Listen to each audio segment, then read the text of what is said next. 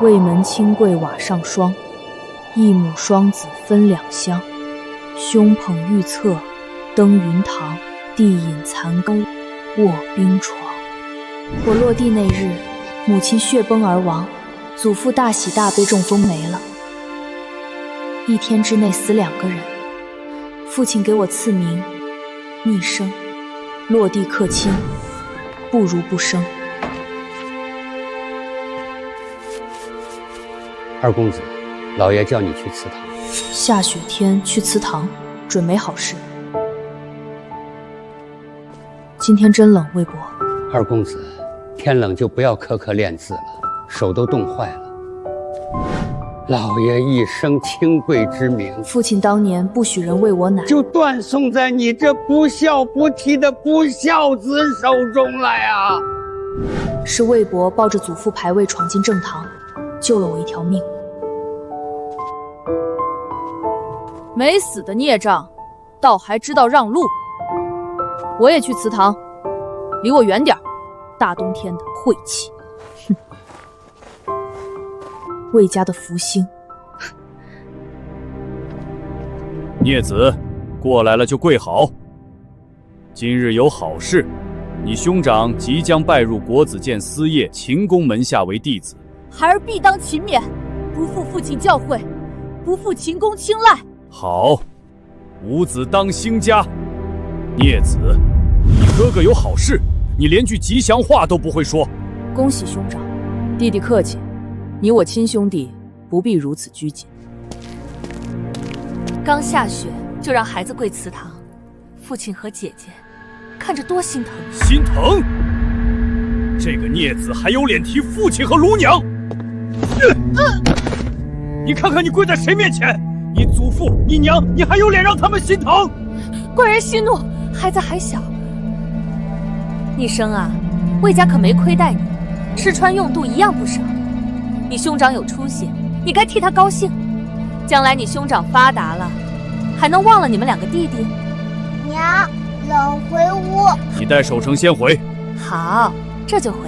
母亲，且慢。父亲让儿子跪在这里，面对祖父和母亲，儿子不敢不从。只是，儿子有一事不明。又有何事？父亲，且问，既是面对母亲，为何母亲的牌位前供奉只有1碟干瘪的糕点？儿子虽未读书，但按我朝礼制，妻以夫荣，母以子贵。按族规，有功于族者当入祠享祭，配享哀荣。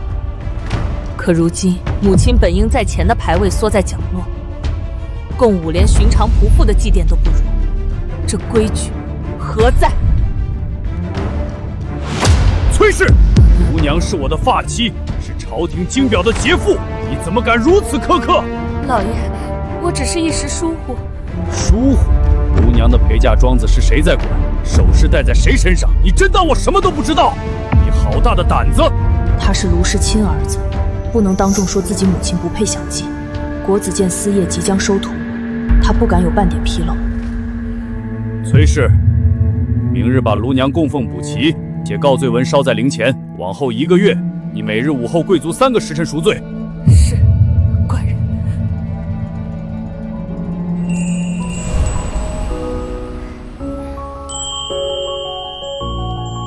你这孽子，还算有点孝心。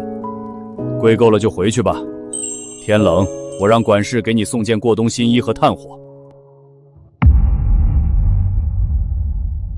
所谓跪罪，不过做给活人看。从4岁起，每次家里有好事，我都得跪。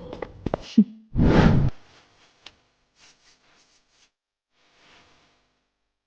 这是魏家真正的顶梁柱。父亲能坐上工部主事，全靠祖父余荫。大伯，祖父最寄予厚望的儿子，魏家有子，当入汉院。可惜一场大病，人没了，且无嗣。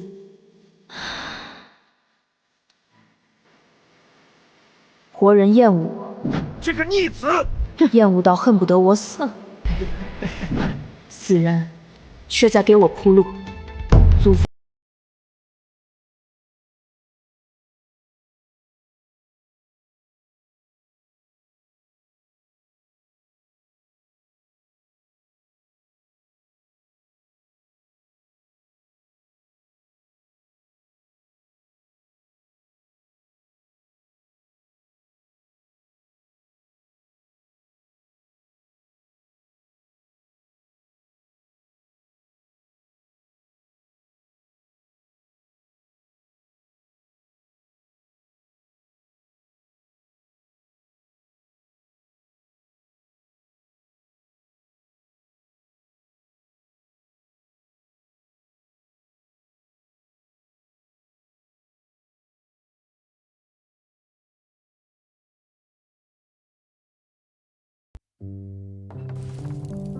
二公子在想什么？魏伯，过继长房的事你知道吗？二公子不必烦恼，长房名下有老爷当年为大公子攒下的300亩良田、5间铺面，每年盈利都收入库房。不愧是祖父手笔。老爷当年说过，我为征长房不能绝嗣，这笔产业待长房有继，尽归嗣子。可你祖父不喜外人过继本脉，所以一直空着。二公子，你父亲支撑不起这个家，官位不显，花销却大了。这些年早就盯上长房那笔钱了。魏伯，你是说父亲迟早会让我承长房香火？你母亲舍不得你弟弟，她舍不得你兄长，我大周朝也没有过继嫡长子一说，拖到最后只能是你。只要过继至大伯名下，我就能脱离父亲这一脉，一无所有的偏院弃子，一跃成长房嫡脉，鸟上青天，鱼入大海。你从来不是无路可走，祖父为你大伯留了条路，这条路现在也是为你留的。我儿来了，快进来，外头冷，里屋暖和。就这穿戴1天1套的，怪不得魏安说父亲花销大。逆生啊，当日在祠堂都是母亲的错，你也不小了，总窝在那个偏院不是办法。我和你父亲商量了，明年弟弟启蒙，你搬到正院来，一起读书。当然你也别急着拒绝，我娘家庶出兄弟比你大几岁，你这些年在偏院闷坏了，让他带你出去玩玩，京都热闹着呢。他是要把我放在眼皮子底下慢慢养废。困在偏院10年，我对外界一无所知，出门正是我需要的。母亲，这京都真的那么热闹吗？何止热闹，保管让你大开眼界。既然这样，儿子便多谢母亲了。开不开心？你二哥很快就废喽。二公子，我是崔福，姐姐让我带你出去逛逛。哟，二公子这是舍得出门了。二公子，这大冷天的往外跑什么？惹出事儿，跪祠堂可不好。滚！什么？你喜欢跪祠堂啊？也是。您这命硬，多跪跪，去晦气。小杂种，你敢打我！你个老东西也敢！王荣，你个家生奴，你说什么？我是魏家嫡脉，母亲卢氏的牌位是在魏家祠堂里供着，你不过是签了死契的家生奴，有什么资格当面辱我？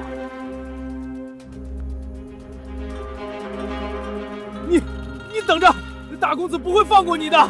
二公子，好气魄。这一次轮到我拿捏他了。小外甥，舅舅带你去当大人怎么样？就是不喜欢老家伙。魏伯，我外甥都发话了，你个老奴还不快滚！哼，你们干什么？二公子，我可是你名义上的舅舅啊！崔福，我父亲最在乎什么？在乎魏家脸面，清贵2字。一个崔家不受待见的庶子，带他嫡出儿子去不该去的地方，你觉得会怎样？二公子，有话好说。想明白一点，你不过是崔家一小娘生的庶子，得罪了我父亲，你姐姐会第一时间撇清关系。阿姐她肯定跟我撇清关系。我母亲给你的银子，还有你身上的钱，拿来。二公子，崔福说要带我去当大人，魏伯听见了吗？这要是在那种地方传几遍老爷的名字，我给。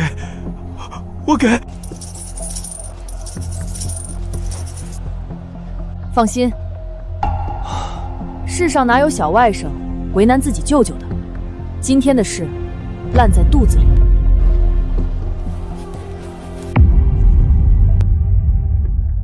这是我穿越以来第一次真正走出魏府，不是10年以来第一次走出魏府。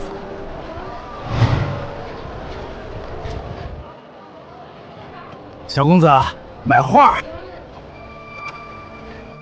清风拂流影，白鹤不红尘。妙极，妙极！大周文风鼎盛，好词赋，重容止。在这样的时代，要么文采惊天下，要么东华门外唱名，有马踏阶。小公子要什么？启蒙的书都在左手边。史书有吗？这边请。斩其国主全族，李煜没成为李国主，被一起斩了。没有李煜的词，没有苏轼、范仲淹。寇主在这里是大臣。这个大周是个架空朝代，承唐而立，经济文风类宋，疆域官制类奴。前世那些名篇没了也好，没有这些名篇，正是我的机会。哪里来的小肉包子？大周史，看这个干嘛？多无聊啊！还不如看诗集。对了，你是哪家的小郎君？魏家。魏家？不可能，魏家长子相貌寡淡。你长得这么好看，怎么会是魏家的？你说的人是我兄长，我是次子，不怎么出门。哦，你叫什么？魏逆生。这名字好奇怪，什么意思呀？我出生时，母亲难产而亡，祖父也去了。父亲说，落地克亲，所以叫逆生。你为什么要这么想？你娘肯定是爱你的呀，她那么拼命把你生下来，怎么能说自己克亲呢？我阿娘跟我说过，生孩子可疼可疼了，每个娘都是拼了命才把孩子生下来的。你娘要是知道你这么说自己，肯定会难过心疼的。你说的对。小娘子你在哪里？家里婆子找我了，我得走了。哎呀对了，你就叫我福娘吧，阿公在家里都这么叫我。这小肉包子。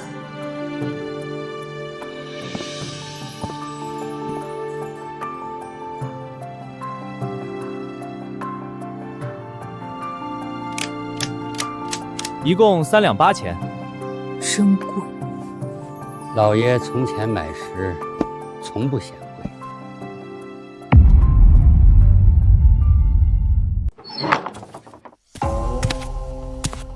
你这脸怎么回事？大公子，您得给奴才做主啊！奴才昨日奉您的命去偏院，二公子二话不说，就让那老奴魏安打奴才。魏逆生敢打我的人？不止，二公子说，就算大公子在我面前，我照样打杀你。大公子算什么东西？不过是占了个嫡长的名头，真论起来，他也是嫡子，谁也不比谁低。好一个谁也不比谁低！父亲，儿子是来求父亲做主的。做什么主？你自己说。二公子说，就算大公子在这儿，我照样打杀你。大公子不过是占了个嫡长的名头，谁也不比谁低。那孽子想争？逆生这孩子平时看着挺老实，母亲您别替他说话，我看他是大了，有其他心思。逆生毕竟年纪小不懂事。父亲，再过几日就是儿子的拜师宴，秦公亲自前来，若让他知道魏家的公子随意折舞下人，口出狂言，秦公还愿意收儿子吗？来人，去偏院把那个孽子给我押过来，立刻。是。二公子，老爷有请，跟我们走一趟吧。你们这是什么态度？老东西，少废话。魏伯，没事儿，父亲让去一趟而已。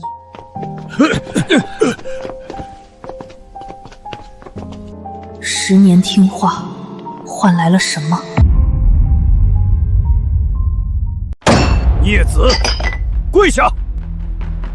我说跪下！父亲让我跪，可以，但我想先知道我犯了什么错。你还敢问？我魏家清贵，就是让你随意折辱下人的。父亲，他不但打人，还口出狂言。王戎说了，就算兄长在面前，也照样打杀。大哥不过占了嫡长名头，谁也不比谁低。老爷明鉴，奴才挨2巴掌没什么，可二公子这么辱骂大公子。王荣，我问你，昨天去偏院，你是奉谁的命？奉大公子的命。大哥，你让他送什么？我让他去看看你缺什么。食盒呢？打翻了。怎么打翻的？你打我是打翻的。我打你之前，食盒在你手里，我打你，你摔倒，食盒才翻，对吗？是这么。那我为什么打你？因为你当众辱我，那些话，你敢当着父亲的面再说一遍吗？父亲，还有其他仆役亲眼看见。奴才看见二公子打王荣，只听见二公子说谁也不比谁低，后面没敢听，就走了。这些仆役看人下菜，我是全家厌恶的次子，他们怎么可能站我这边？好，好，好！没想到你这孽子，居然真的生有那种脏心思。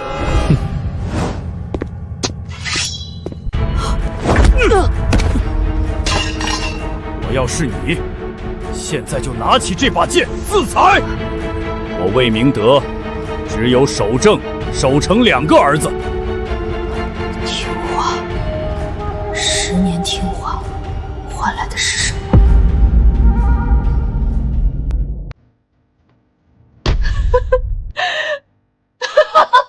你笑什么？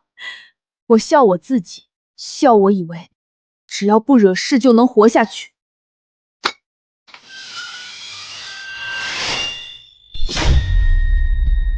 二公子，你闭嘴！你过来。我是魏家嫡脉，祖父魏征，武英殿大学士，至文端；母亲是朝廷金表杰妇。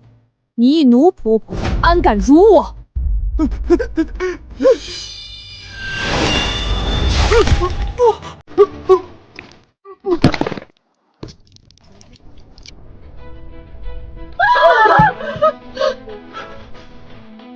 父亲，你刚才说你没有我这个儿子，好，今天开始，我也没有你这个父亲。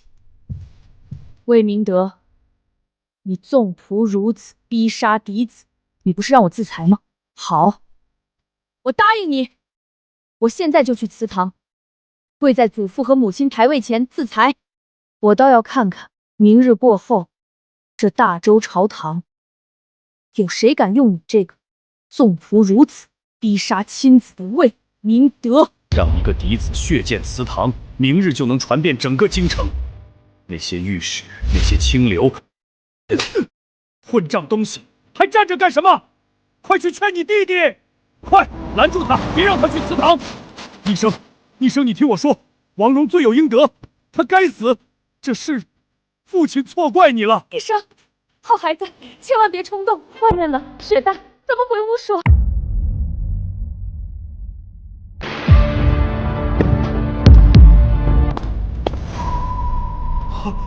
魏安，快劝一劝医生，不然我魏家就毁了。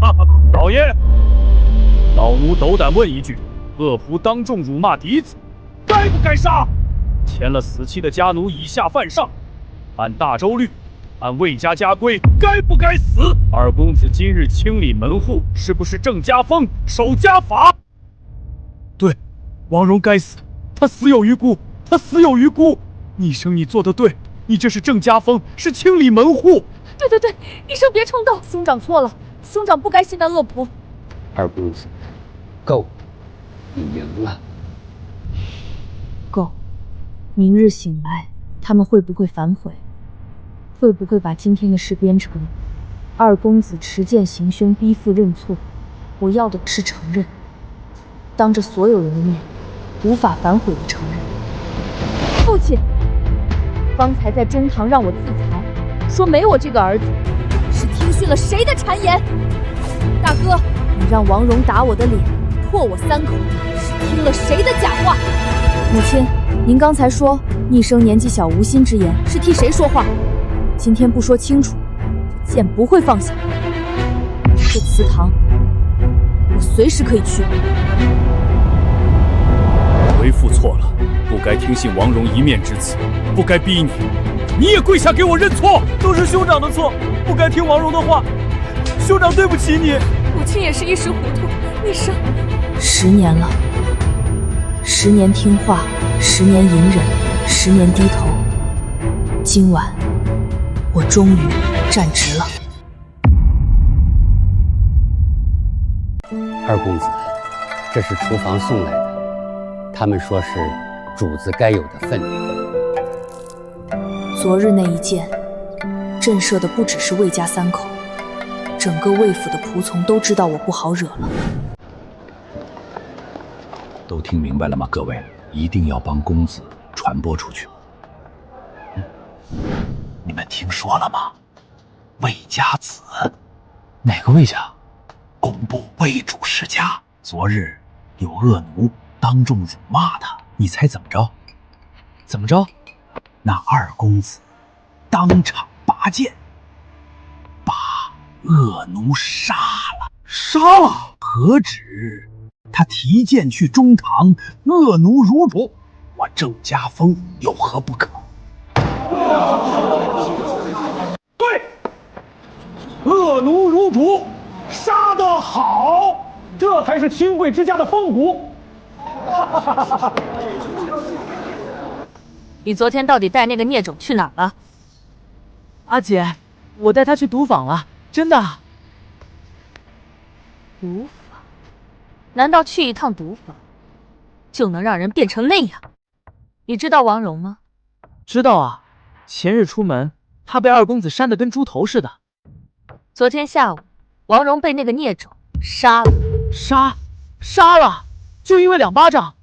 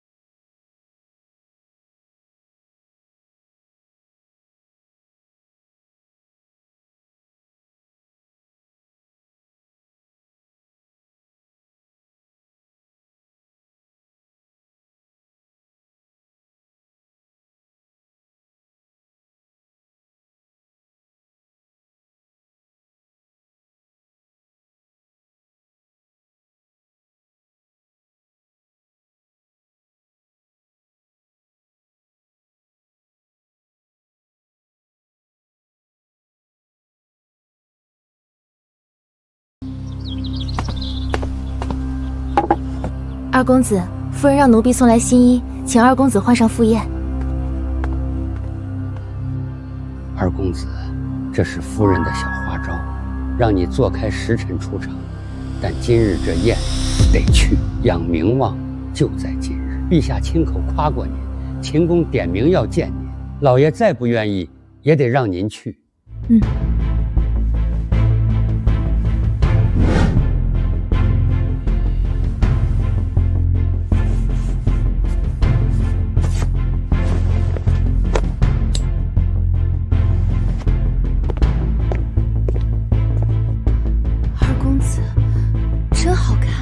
这才是我魏家的嫡脉，是老爷的嫡孙儿。是。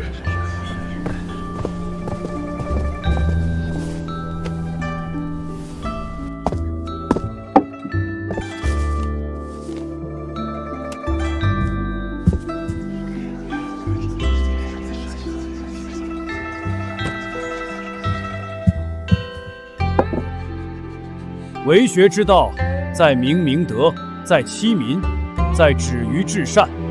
汝既入我门，当勤勉向学，勿惰加生。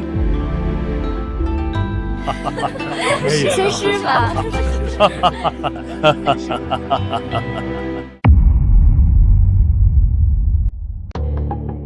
明德，你家次子呢？那个10岁的烈子。回秦公，他在偏院，我这就让人去叫。不必，老夫自己去见见也无妨。秦公有所不知，厉生那孩子昨日受了些惊吓，回去就有些发热。今日一早我去看他，他还躺在床上，毕竟是10岁的孩子，头一回见血，吓着也难免。10岁孩子第一次杀人，确实会受惊，那就让他好。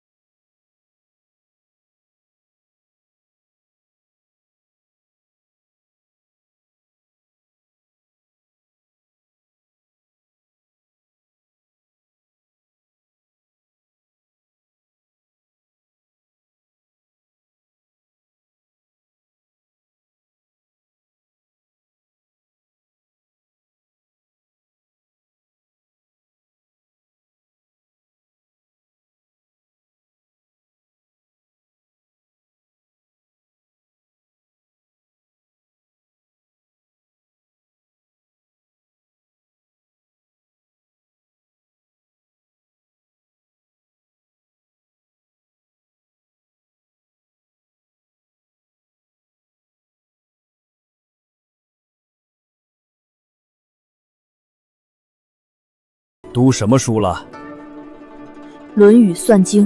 还读《算经》？为什么读这个？科举虽重师父，但治国理政离不开钱粮度支。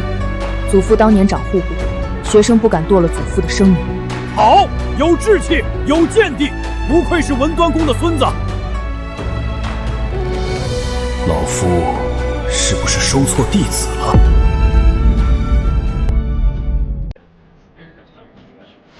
诸位长辈，学生有一言，今日是学生的拜师宴，何不以魏门双璧为题，各赋一词助兴？好，好，守正这个提议好。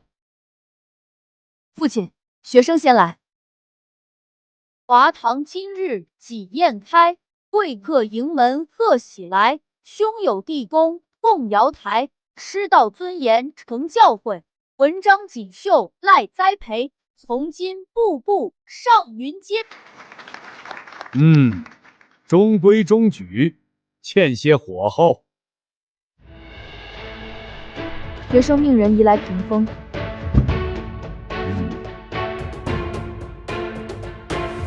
10载幽居自远飞，一朝把剑镇家威。满堂宾客皆惊叹，谁道寒门无日晖？程祖训守清规，丹心一片向阳飞。今朝且尽杯中酒，他日凌云始到齐。好，好一个10载幽居自掩威，好一个谁道寒门无玉辉，好一个他日凌云始到齐。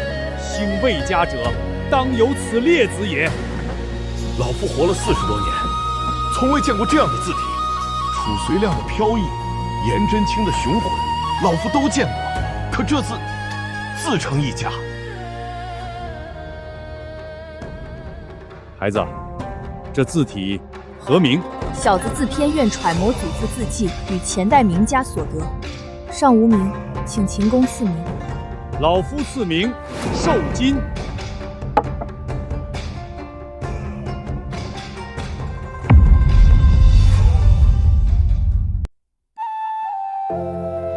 二公子，老奴打听了，冯公拜帖还是石沉大海，祖宗过义的事也没下文。登是最被动的，哪怕撞南墙，也要先撞了再说。魏伯，祖父和冯公当年到底有多深的交情？当年老爷过世，冯公来府上吊唁，在灵前跪了整整1个时辰。最后，他对老爷牌位说了一句：“文月兄，你放心，你魏家的事，就是我就是的事。我的事儿。这就够了。松柏有岁寒之遭，不因霜雪而改；金石有铿锵之音，不因岁月而灭。魏伯，这帖子不能走魏府门路，你以祖父旧仆的身份亲自送去冯府，递到冯公手里。是，公子。老爷，魏家文端宫的书童魏安递来拜帖。文月的书童。松柏有岁寒之操，不因霜雪而改。西仙大父文端公与公同榜登科，平生交替，生死不渝。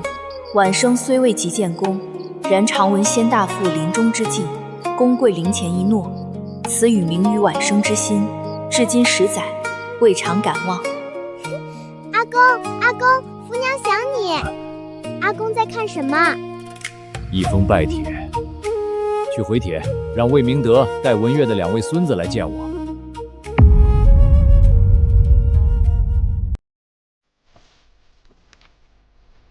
只请了守正和逆生，没有守成。陛下只认卢氏的儿子，不认我生的。冯公应该是不知守成年幼，所以才没提。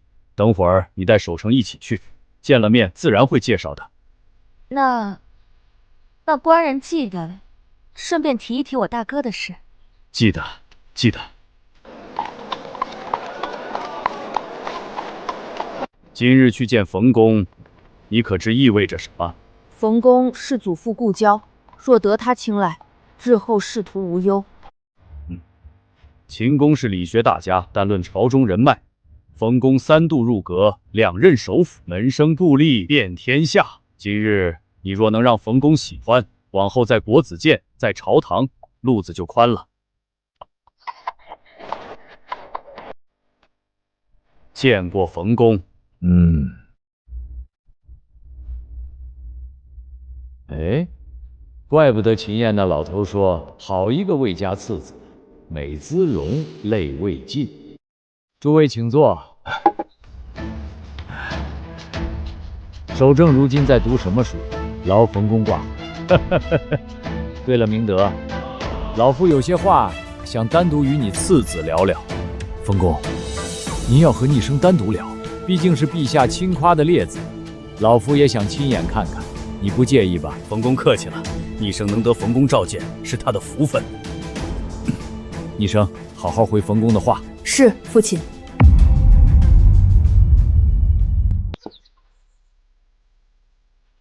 你上帖拜访，如今见了我，有什么想说的吗？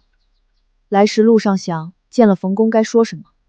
想起魏伯说过一句话，祖父生前常挂在嘴边的。哦，什么话？祖父说，伯与兄善饮，我善算。他饮1壶酒，能算3年账；我算3年账，不及他饮1壶酒。后来我才明白，祖父说的是，冯公之才不在账册之间，而在人心之内。好小子，拿你祖父的话来堵我。晚生不敢。坐下说吧。那老夫再问你，何为魏一角？世人结此宴，只说我魏氏专于户部，掌天下财税一角，是赞我祖父精于实务。往深里说呢？一角者，孤也。如这飞檐之一角，看似凌空，实则玄微；亦如棋盘之一角，看似占先，实则易困。我魏氏权势集于祖父一身，他若在，便是户部半变天；他若去，便是无根浮萍。此宴是赞，亦是景。赞我祖父之能，景我魏氏之威。你祖父若在，听到你这番话，不知会作何感想？你跟你父亲完全不像，你累子不，你比文员更烈，你是不会让人有机会将你踩进泥里的。说吧，你今日来想要什么？来时确实有想求的事，但此刻不想求了。哦，因为已经得到了。冯公一句累祖，比任何官制、钱财都要贵重。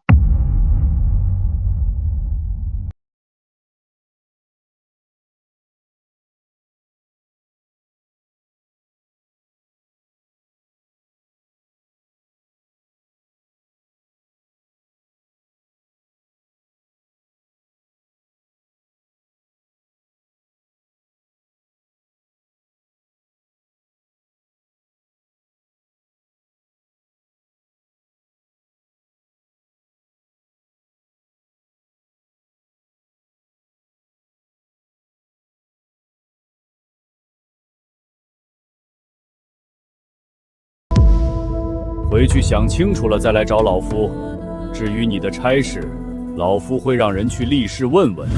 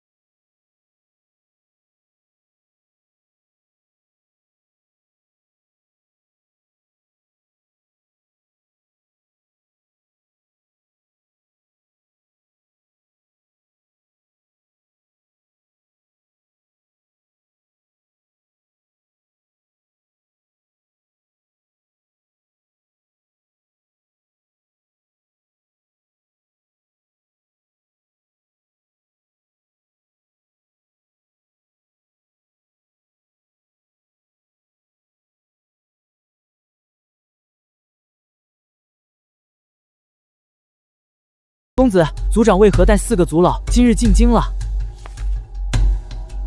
来了。公子来了是好事，过亿的事定了，厂房产业才能到你手里。明德，你终于想起要给长房续香火了。文月地下有灵，也该欣慰。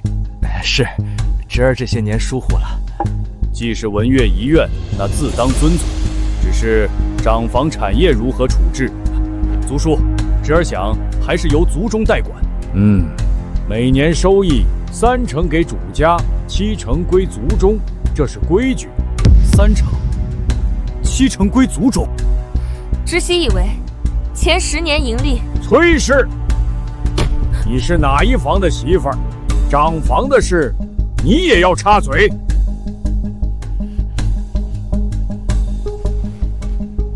族叔，那5600两入库盈利，咱们4-6分，每年收益60%，主家40%，族中。可以。还有一事，逆生过降之后，我想分宗。分宗？魏明德，你知不知道自己在说什么？让一个10岁的孩子过继之分宗？对，让他单过，自立一脉，从此以后他是长房的人，与我这一房再无瓜葛。那孩子自己同意吗？他巴不得早点脱离我这个父亲。那便依你，分宗的事，今日一并办了。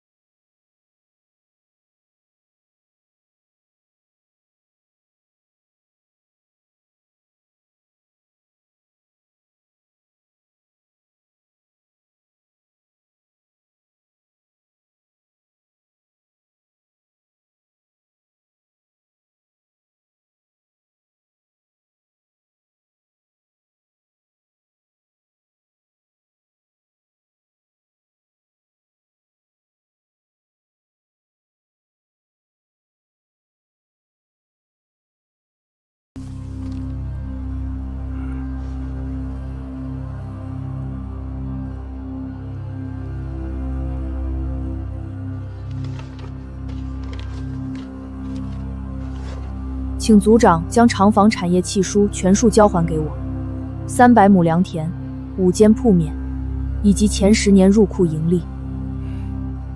你年纪小不懂事，这些产业不能就这么交给你。对，你才10岁，尚不能理事，产业由你掌管，万一被人骗了去，岂不辜负了你祖父一番心血？按规矩，4子产业当由族中代管，后5年每年分你30%收益，供你读书用度。二伯，您方才不是还说分宗之后我不能再住在魏府吗？产业不给我，盈利不给我，让我怎么活？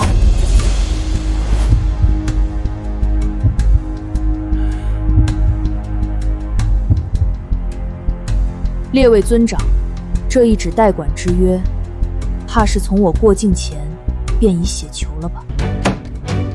韦拟生，你一个小辈，当着这么多长辈的面如此放肆，成何体统？我过了。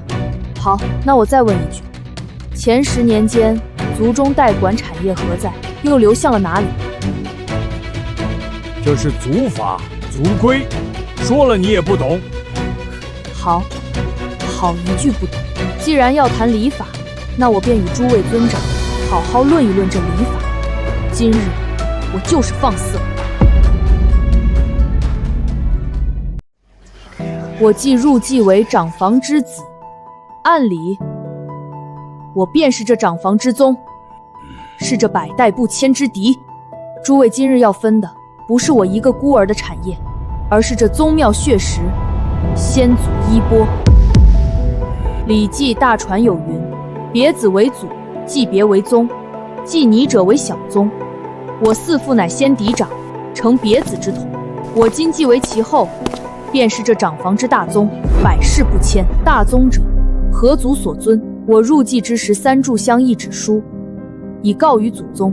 宗谱之上，便是斩断本经复之枝蔓，移栽于长房之正根。诸位虽为叔伯，然自过境分宗之后，于我这长房宗子而言，已是别祖。诸位不念同根，反欲夺我糊口之业，这与路人劫杀何异？我虽幼，乃大宗宗子；诸位虽长，乃小宗之子。以之子而谋宗子之产，是以树夺嫡，枝伐根。你们一个个名为代管，实为灭嗣。孩子，族中只是代管，不是谋宗子之产，这话可不能乱说啊！是啊，小孩子家懂什么礼法，别瞎说。有没有说错？你们心中比谁都清楚。韦拟生，你不要得寸进尺，代管就是代管，什么灭嗣不灭嗣，你少在这儿危言耸听。方才族长说代管，那敢问代管2字点处何经？周行统互婚律明载，互爵之家若无合成分人，财产入关谓之减守；若有合法继承人，则财产并归系子执掌，亲族不得干涉。今日我长房既不绝，又有我成逃，何来代管之理？你刚才拿祖训100年压我，我也有一句圣人言回你。孔子家语曰：相贵，得之贼矣。何谓相锐？便是那些假借祖宗之名，行异己之私，坏真正礼法之人。族老今日所言，正是此辈。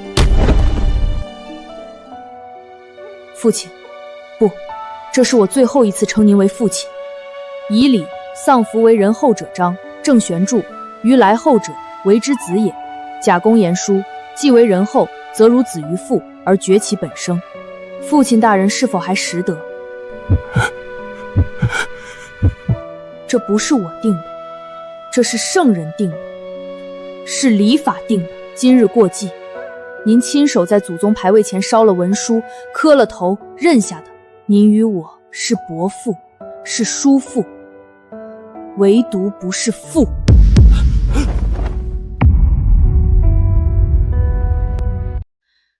我乃嫡嫡亲亲的继子，于法当得权业，于礼当成宗条。今日我若退一步，则天下礼法退10步。诸位欲夺我财，请先夺我名分。欲分我产，请先回我宗府。我为逆生拼着这4子不做，也要在京都敲响登闻鼓，告到府衙。我倒要看看，是大周的律法大，还是你们手里那纸私约大？他要抱着牌位去府衙，他要敲登闻鼓，在京都敲登闻鼓。登闻鼓一响，官府介入，家丑外扬，魏家100年清誉毁于一旦。哼！站住！黄口小儿，好一张利嘴！京都传你劣子，如今一见，果然名副其实。不过，既然你要谈礼法，老夫便与你论礼法。你口口声声大宗小宗，却忘了尊尊之上还有亲亲，骨肉至亲，血脉相连。你是一纸过继文书便能斩断。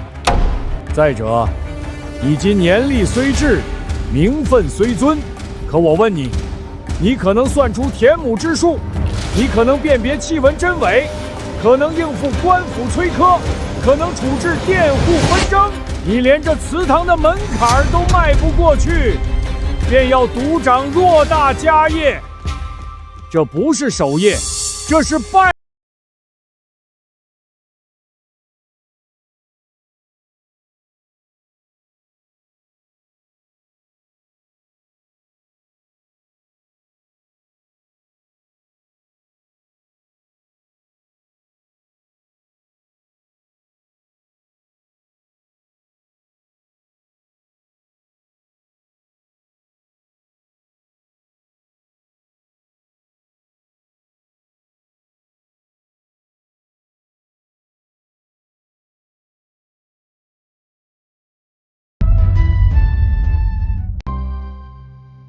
是个劣子。族叔明明就是一个孽子，那孩子……明德，够了！那孩子真的很像你父亲文月。当年族中穷的只够供一人读书，族老们一开始并没有选你父亲。你父亲知道消息后，冲到族中，当着全族辩论，引经据典，句句在理。我辩不过他，只能眼睁睁看着他拿走机会。那时候我恨他，觉得他不讲情面。可后来事实证明，他比我强太多了。他中榜眼，进翰林做尚书入阁，而我过了秋闱而已，末尾取进。今日那孩子在祠堂辩我的时候，那眼神，那气势，跟你父亲当年一模一样，烈但不狂，争但不乱。明德，你厌恶他，是因为那孩子出生之日，文月和卢氏都去了。可如今一看，又何尝不是他们为了这孩子出生，舍了自己的命呢？还给他吧，那孩子说到底，他是文月的孙子，是你亲儿子，不是外人。我去准备厂房产业契书，明日你我中堂议事。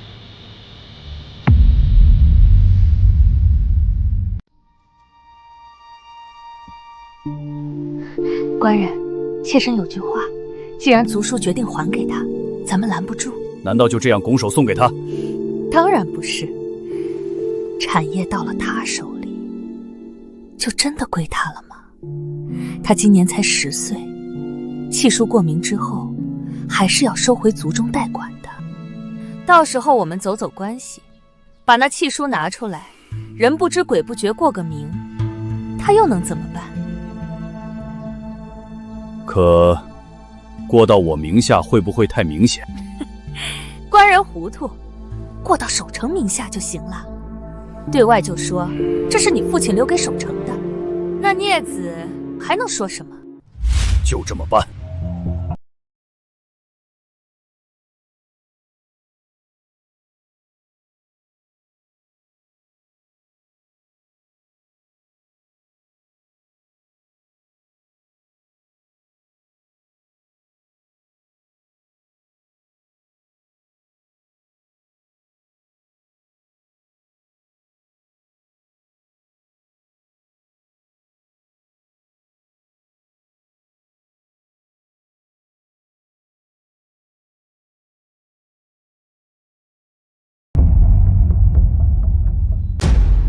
你这是什么意思？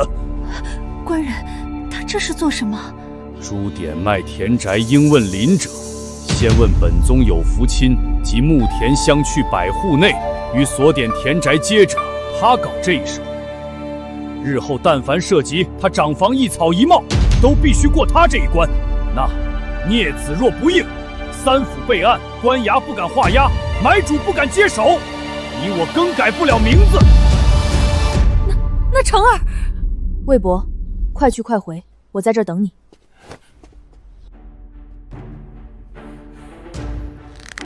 既然一切事情已了，你也拿回你自己的东西。你不是早就想走吗？走啊！你现在就给我滚！滚出魏家！从今往后，我京都巨鹿魏氏再无你魏逆生。多谢抬爱，日后我也不会以你一脉自称。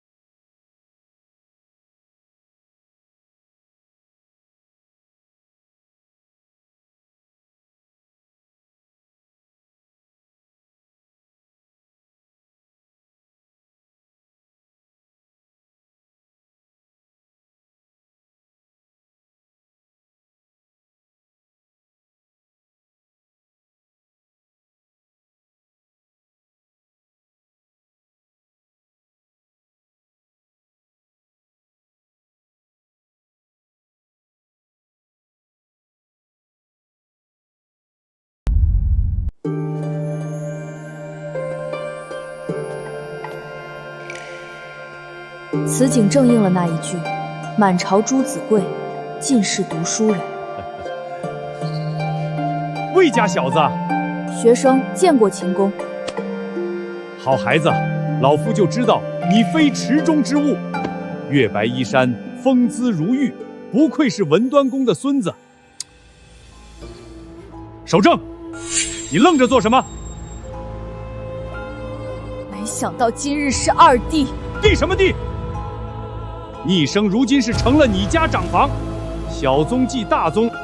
我平时教你的礼法，就是这样子教的吗？堂弟，为兄长喝彩。这，秦公，这怎么可以啊？有什么好羞愧的？礼法规矩如此，你受着没关系。诸位，都来看看，这位就是冯公要收的爱徒，魏文端公长房嫡孙，当年金魁魏明远之子，当日陛下亲口夸过的列子魏逆生。这些人任何一个都是我从前只能仰望的存在，此刻他们都在看我。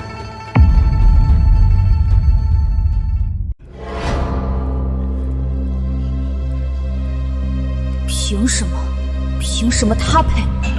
凭什么满堂诸子都为他喝彩？父亲，我们走。走？你疯了？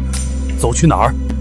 你师父秦燕在场，冯府满堂4品以上，你走得出去吗？这孩子身上流着魏明德的血，嫡亲血脉论不清，他能为魏家带来多少利益？吉时已到，请宾客入席，请冯公、魏公子入堂。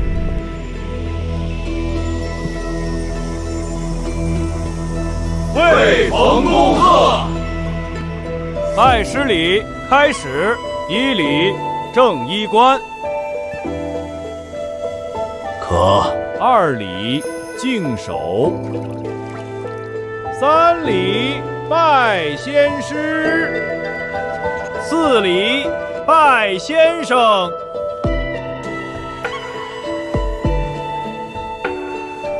这路是我在指，也是是你在让我治啊！无礼，限束修。6礼，呈拜师帖。今立誓拜入冯公伯远门下，若违此事，天地不容。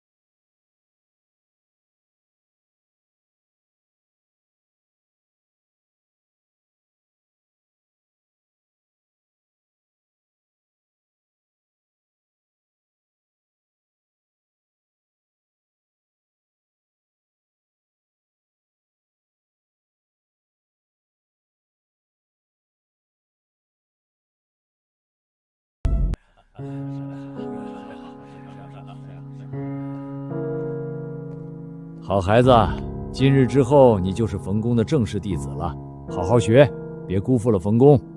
学生谨记秦公教诲。沈端、沈阁老道。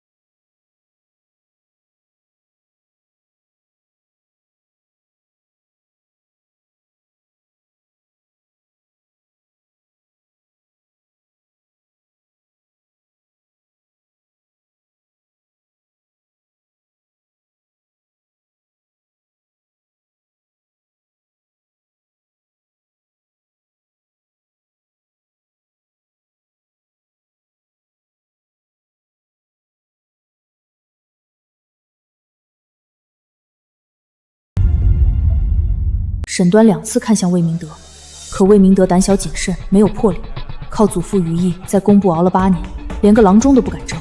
这样的人借他10个胆子，也不敢跟当朝首辅搭上关系。更何况他是靠着冯岩的关系才调任弥权司的。崔氏这个女人不是魏明德那种胆小怕事的人，她敢想、敢做、敢赌。换位思考，如果我是崔氏，要赌，现在就是最好的时机。这个女人想要魏家改换门庭。官人，逆生如今攀上冯家，你就一直喝酒？哼，不然呢？那逆子如今是大房的人了，与我们还有什么相干？而且分宗还是你提的，你忘了官人，你心里那口气妾身明白。可是官人，你想过没有？这冯家满门诸子，冯公当面收徒意味着什么？官人，妾身方才留意到了，沈阁老进来时看了你。沈阁老与冯公不和，这是朝野皆知的事，不该想的别想，安心吃宴。官人顾虑的是，可是官人你想过没有？冯公已经致仕，如今又收了那孽子，别忘了那孩子跟我们可是分宗的。可这世上的事儿哪有十全十美？你也该为了守正，为了魏家的将来，也为了您自己考虑。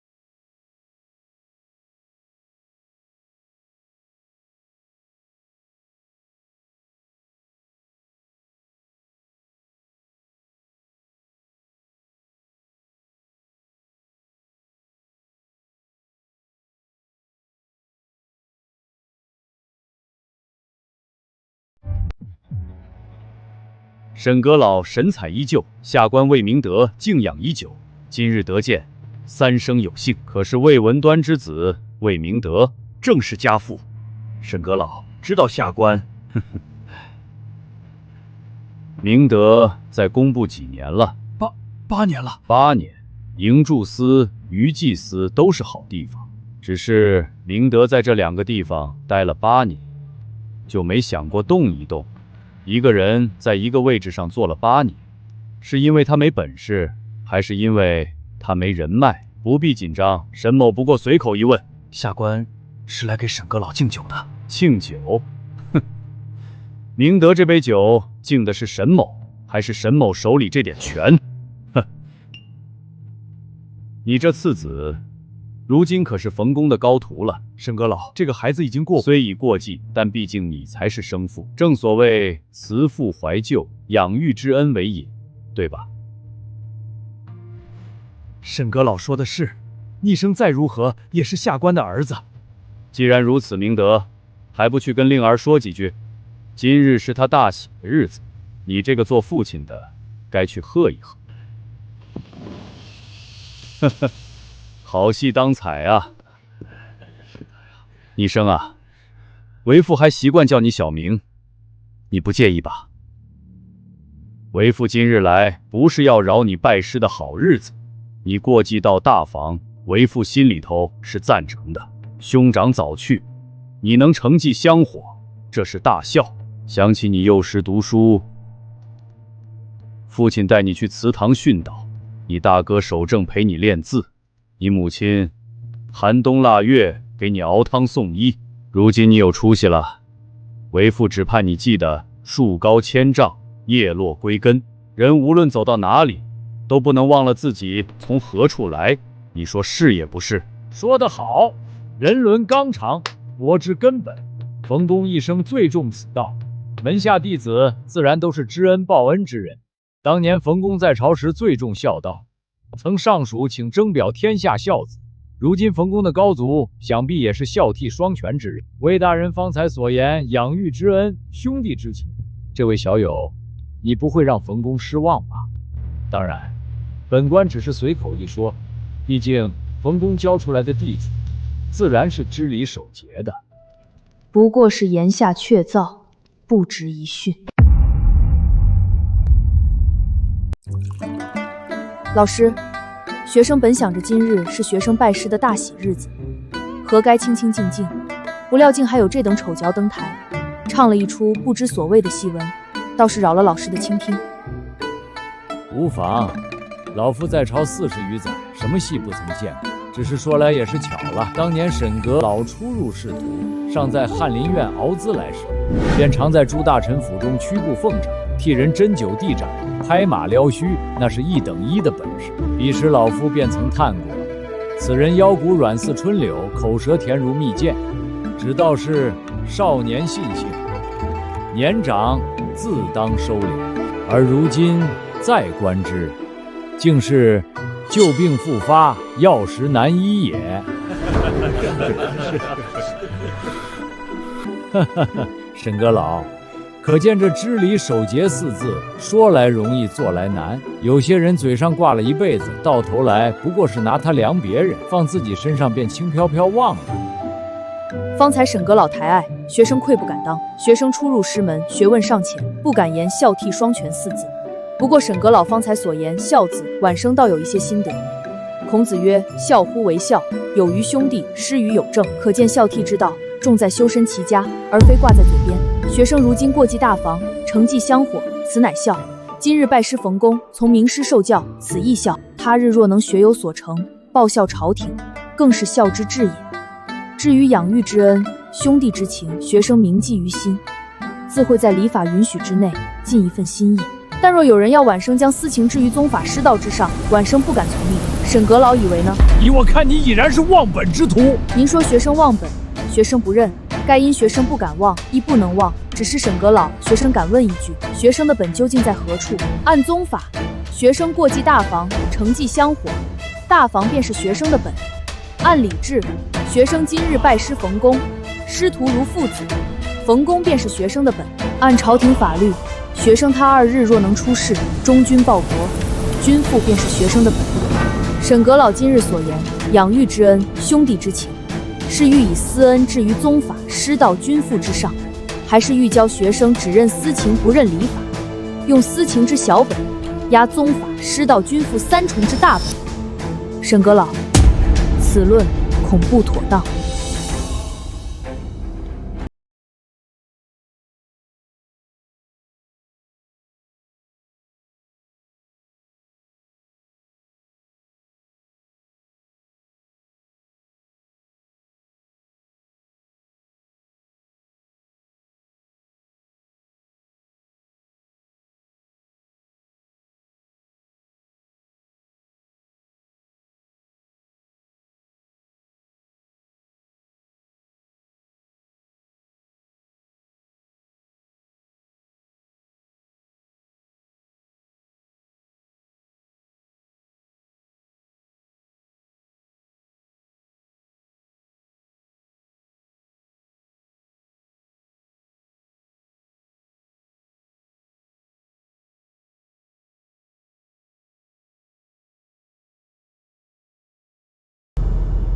沈阁老息怒，学生年幼，学问浅薄，本不该在阁老面前妄言。然阁老方才问话，学生不敢不答；阁老方才教诲学生，不敢不受。只是阁老若要以年幼2字便堵了学生辩白之口，那学生斗胆问一句：圣人著书立说，可是专为年长者所设；朝廷开科取士，可是只录白发老翁。学生启蒙时就知，礼之所在，不在年高，不在位尊，而在是非2字。阁老若觉得学生错了，请阁老明言学生错在何处，学生甘愿领受。若阁老说不出学生错在何处，只以黄口孺子4字斥责，那学生只能以为究竟是学生的口力，还是阁老的心邪？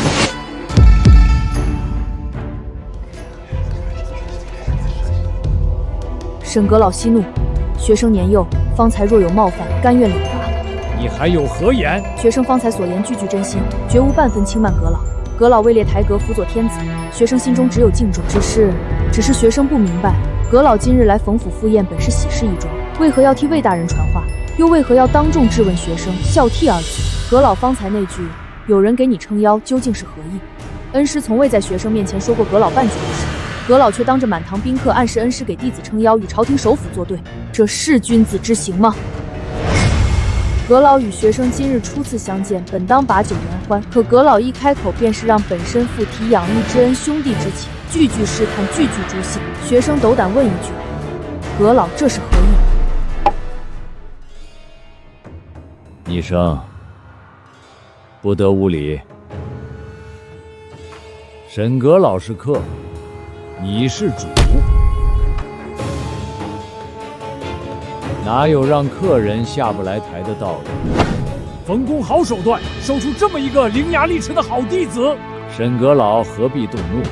童言无忌，阁老难道还要跟一个孩子计较？这传出去不怕人笑话？再说了，逆生方才所言句句在理，阁老若是因礼字而恼，那便是恼圣人之言，恼礼法之正。阁老是朝廷重臣，该不会如此吧？沈阁老，学生年幼无知，方才若有冒犯，学生给您赔不是了。这杯酒，学生敬您，望阁老大人大量，莫与学生一般见识。以退为进，继续顶撞便是不知进退。主动赔罪，既给台阶，又显知礼。那句大人大量，更是将了他一军。若还不依不饶，便是心胸狭窄，与孩童计较。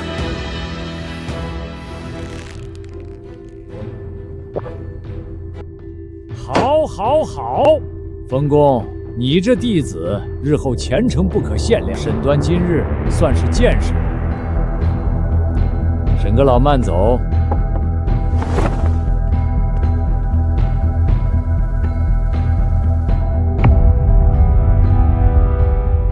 沈阁老，这就要走，公务繁忙，不敢久留。阁老日理万机，老夫不敢强留。只是这冯府宴会，乃是老夫收徒之宴。阁老既赏光前来，又是当朝首辅，我这新收的弟子，阁老就不给份见面礼吗？阁老若是不便，也罢了。哼，你方才口若悬河，才思敏捷。老夫甚是欣赏，这幅字便算作见面礼。沈阁老，此句不妥吧？沈阁老，冯公收徒之喜，阁老身为当朝首辅，不以长辈之礼勉励后进，反倒以小时了了，大未必佳八字相赠，此与讥讽之意招人，岂是长者带幼童之道？老夫忝居国子监司业，掌天下教化，阁老此举于理不合，于德有亏，老夫若不言，便是失职。秦司业好大的威风，国子监的司业管的是太学生，管不到我头上。老夫官位卑微，自然管不到阁老。但礼义廉耻，国之四维，人人得言言之。若有人当众送阁老之子，小时了了，大未必佳八字，阁老以为如何？哼！你们这些理学大家，最擅长的就是拿着圣贤招牌，满口仁义道德。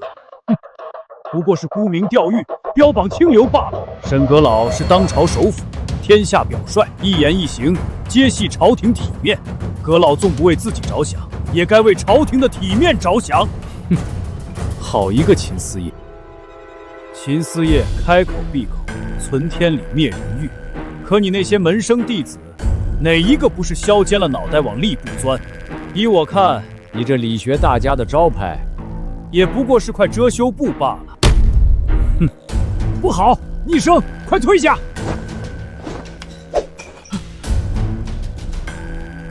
以母必也！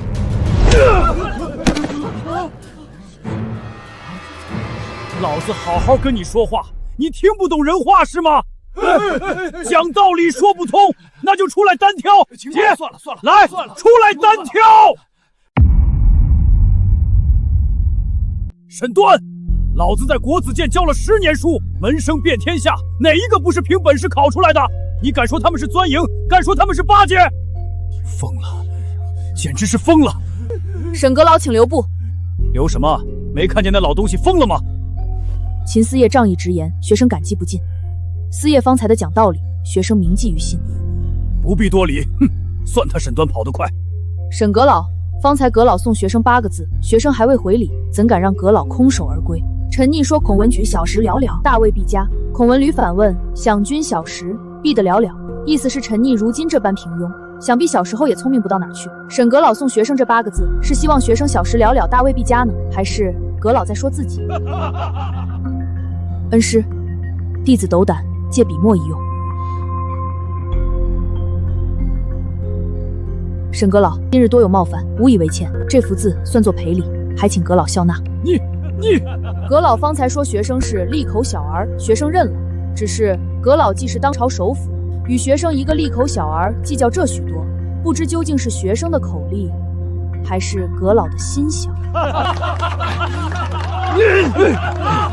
今日厚赐，学生铭记于心。他日若有寸进，必不忘阁老今日教诲。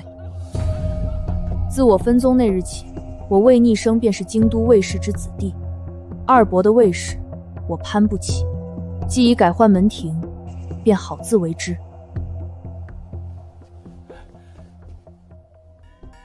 子夜，你这脾气10几年了还是没改。哼，这种人不揍他一顿，他永远不知道什么叫威武不能屈。秦公威武，学生今日开了眼界。公子莫要笑话老夫，老夫就是这脾气，讲道理讲不通的时候，就喜欢用拳头讲。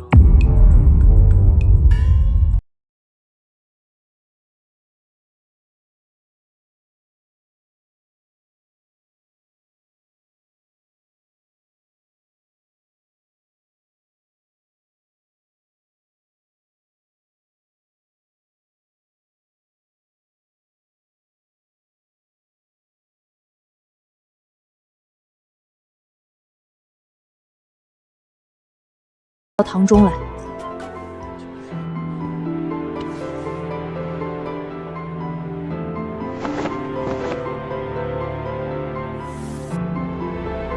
学生献丑了。我是清都山水郎，天教吩咐与疏狂，曾批给予知风劝，垒上流云借乐章，诗万首9000行，几曾着眼看猴王，玉楼金阙拥归去，且插梅花醉卧。好词，好词啊！一句我是清都山水郎，天教吩咐与疏狂，也就钱塘孟东野登科后中春风得意马蹄疾，一日看尽长安花，可比之意切。此子从头到尾不卑不亢，进退有度，该争时寸步不让，该退时恰到好处，一鸣惊人。小孩子家不过一时义气罢了，子夜莫要捧杀了他。一时义气，冯衍，你少来这套，真是一时义气。那这屏风送我吧。不行，冯衍，当年世宗朝随军出征，你在帐中愁得睡不着觉，是谁安慰你的？当初是魏征安慰我们2个人，你不要在这邀功。你大腿骑马磨破了，疼得嗷嗷叫，说什么文人风骨不能叫苦，还是我给你擦的药呢？你忘了？那是2回事儿。我还给你讲过经呢。行军路上你读不懂兵书，是谁一字一句给你讲解的？你讲的那叫兵书，把兵书讲成了玄学，害我摸不着头脑。最后还是魏征重评讲了一遍。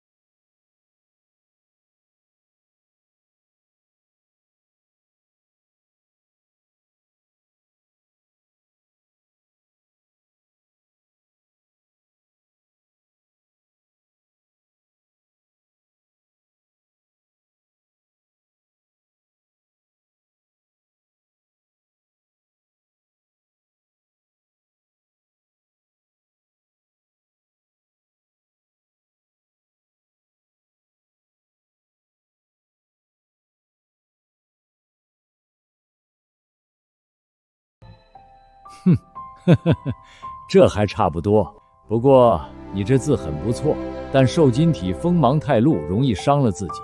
日后要学着藏锋。学生谨记寝宫教诲。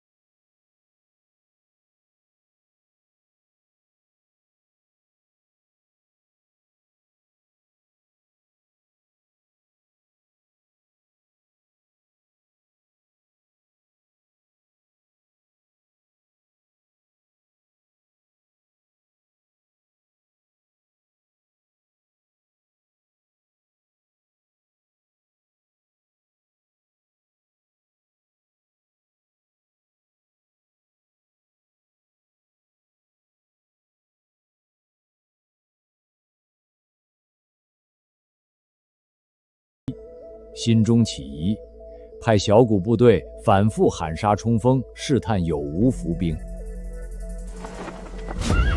可蜀军藏在木门道高处，岿然不动，任凭张合的人怎么喊怎么冲，他们就是不动，以极致的静默制造了此处无蛇的终极幻觉。你猜张合是怎么想的？他一定会想，我派了这么多人试探，都没有反应，那就说明真的没有伏兵。没错，张合陷入了逻辑陷阱，无反应等于无伏兵。于是他率精骑全速入谷，追入木门道。接下来等待他的是万弩齐发，一代名将就此陨灭。逆生，你知道这个故事告诉了我们什么吗？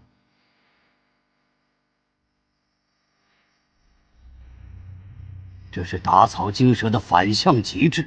能忍惊扰者，方为真正控局者。张合为什么死？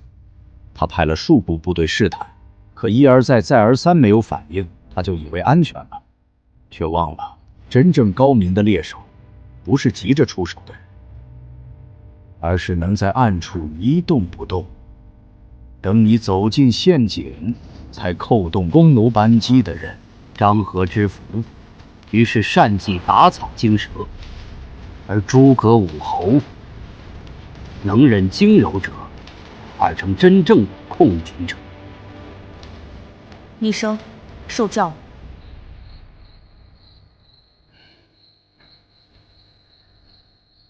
你能明白就好。老夫今日说这些，不是要你以后缩手缩脚不敢说话，而是担心你觉得自己今日辩赢了沈端，就以为朝堂上也不过如此了。老师方才所言，学生铭记在心。只是学生有一事不明，老师方才说，最危险的对手是让人感到舒适、逻辑完美闭环的人。朝堂上真有这样的人吗？有，而且比你想象的要多。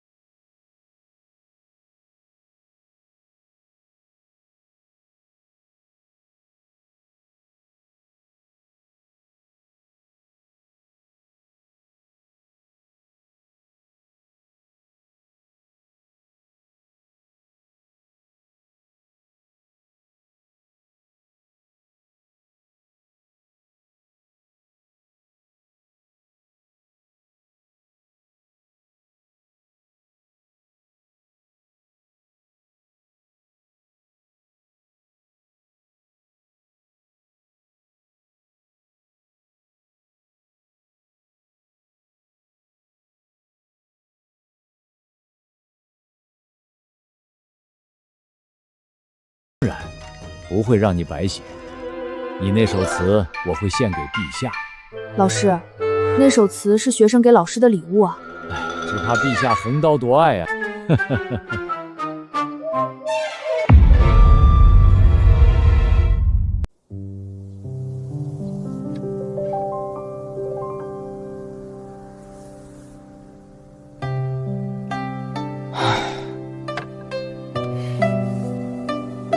还是不对。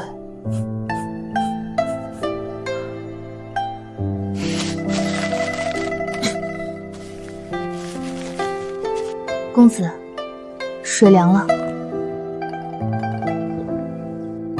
曲娘，你觉得什么最感人？笔笔斟酌，不如直言不讳，字字带心。笔笔斟酌，不如直言不讳，字字带心。亦或者，公子不闻前晋李密上奏给晋武帝之陈情表。陈情表？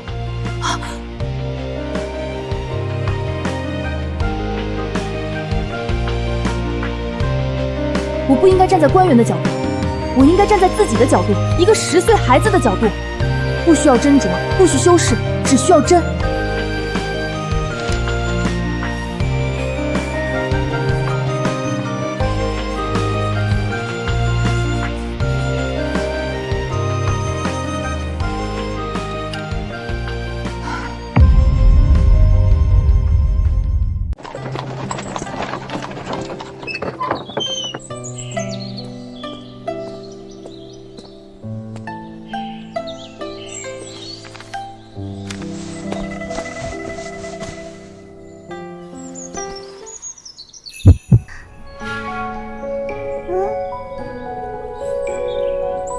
你在做什么？你在做什么？我在看你哦，福娘。那我也在看你呀，魏逆生。你还记得我？书堂，你坐着，我站着；你看书，我看你。不对，我找东西。等等，你不会忘记我了吧？如果忘记，你怎么可能叫得出你的小名呢？一半一半，你长得好看不是你的错，是我自己爱看，所以一半是你的错，一半是我的错。你笑起来更好看了。我今天穿的比起书堂时好看不？好看。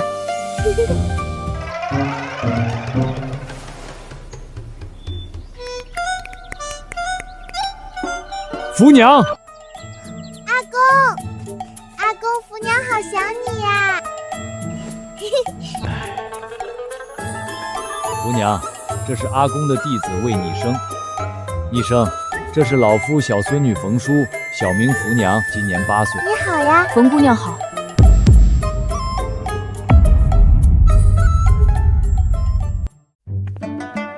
阿公，福娘有话跟你说。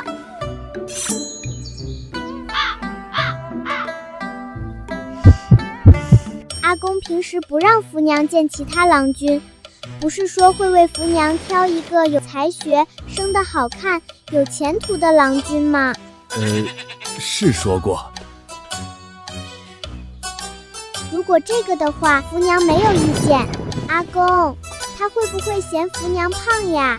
福娘比鲁阳胖一点点，就一点点。他敢？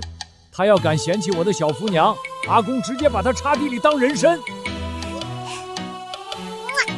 这俩人凑一块儿，我还能睡安稳觉吗？老师，学生觉得其实可以不用这样子的。怎么？正因为你聪明早慧，才更需要知道在求学路上不畏艰难。公报私仇。学生明白了，未成为大周栋梁，这点苦不算什么。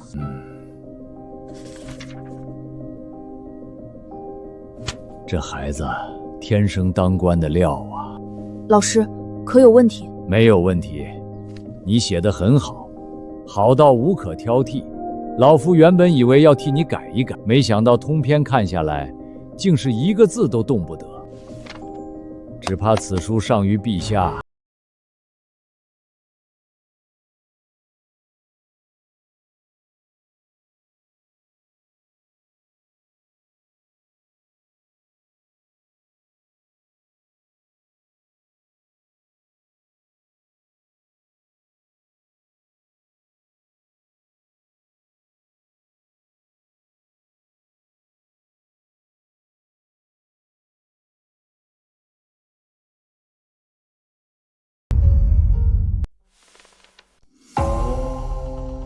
陛下，逢眼宴客，满朝诸子云集，这不是结党是什么？秦燕当众咆哮，撸袖挥拳，斯文扫地，这样的人还能留在国子监吗？还有冯衍的弟子仗着冯衍撑腰，一个黄口小儿竟敢对当朝首辅指手画脚，陛下体面何在？臣拟了几条处置之策，请陛下圣裁。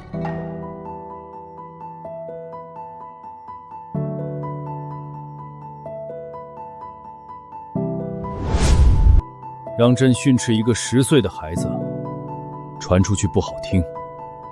陛下，此子出身客卿，生父尚在，却过继长房，不认本生，如此不孝不义之人，毫无教养。若入仕途，将来不知会做出什么事来。陛下，冯公遣人递了弟子的奏本进来，说是要呈御览。冯衍帮那小儿上书。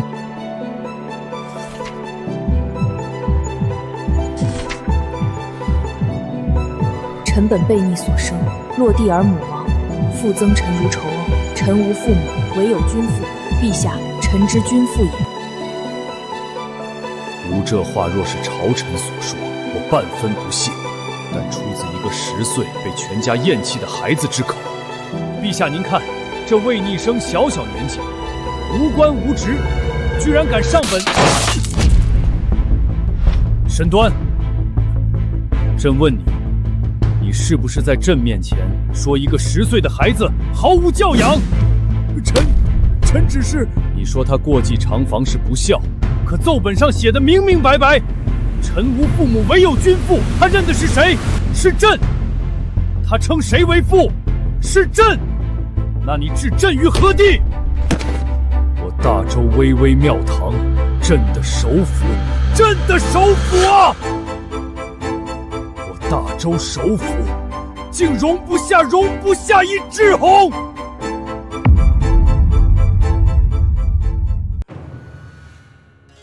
知罪，你当真知罪？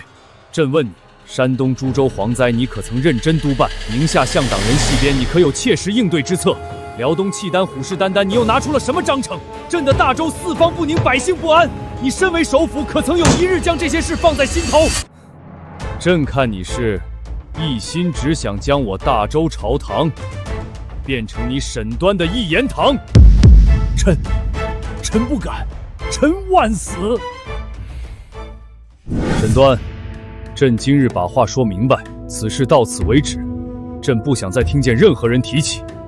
臣遵旨，臣再不敢提。至于冯衍，朕会下旨着冯太傅复朝市政。陛下，冯衍年事已高。至于秦燕，朕念他年高德硕，罚俸半年，以示惩戒。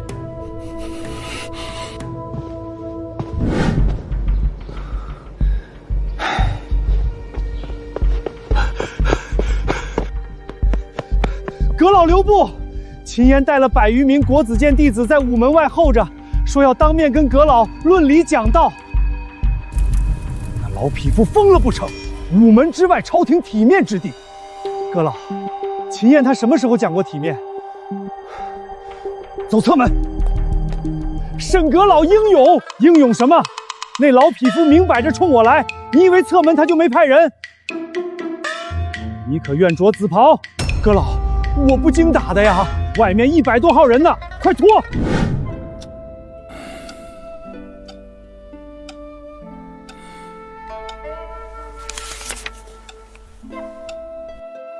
王成，奴才在。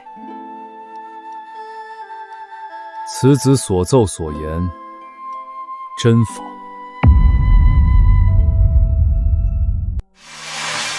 回陛下，奴才查访过，此子所奏无一字为假。魏逆生乃魏文端公之孙，已是魏明远之继子，生父魏明德，继母崔氏，其生母难产而亡。自幼被养于偏院10年，无人问津，魏家上下视之如敝履。直到今年开春，冯公怜其孤苦，以文端公遗愿破魏明德出戍厂房，但也被逐出本脉，以分宗自过。今年春才正式拜冯公为师。总之，是个可怜的孩子。这奏本可是冯衍代笔？此书是那孩子在自己府中写好，次日清晨送至冯府，途中不曾假手于人。冯公看过，原封不动递了上来。哈哈，10岁子可称文昌。文昌不敢论，但奴才听说，此子是在陛下夸他烈子后，方被魏家出计，被冯公收徒的。说起来，也是沾了陛下的龙气。若无陛下金口一赞，只怕这孩子如今还在偏院无人问津呢。你这老奴倒是会说话。还有一事，冯公前几日送进宫来那架屏风，上面题的词也是此子所作。哦，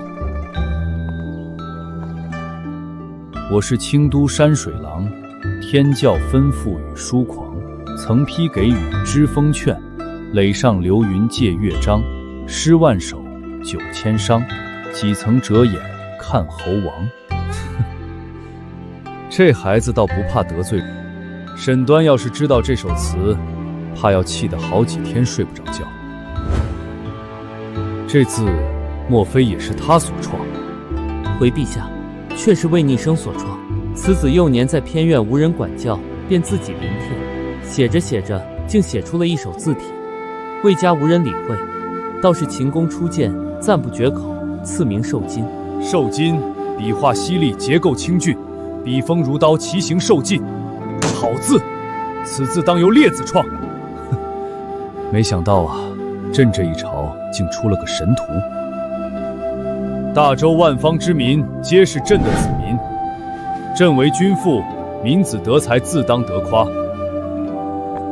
好，君父知道了，奏本已览，词评一家，朕心甚慰。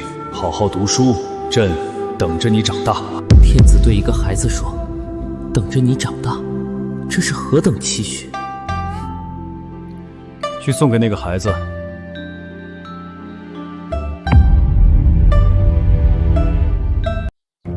老师，福娘她……福娘啊，回宫了。鲁阳公主还等着她一起读书呢。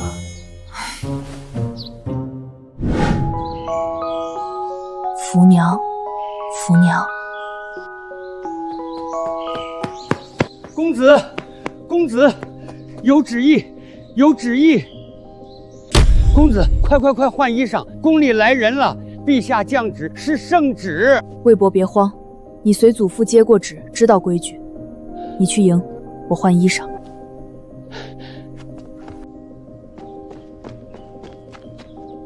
还愣着干什么？大开府门！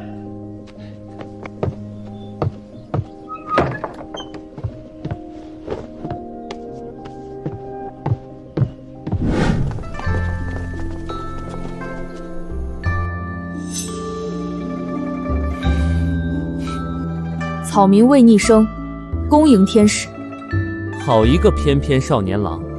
咱家在宫里当差这些年，去过许多公侯府，见过多少世家子弟，还从未见过胜过你的。天使谬赞，草民愧不敢当。魏小公子继任陛下为君父，以学生自便即可。这是陛下亲笔所书，赐予你的。好，君父知道了，奏本已览，词评一家，朕心甚慰。好好读书，朕等着你长大。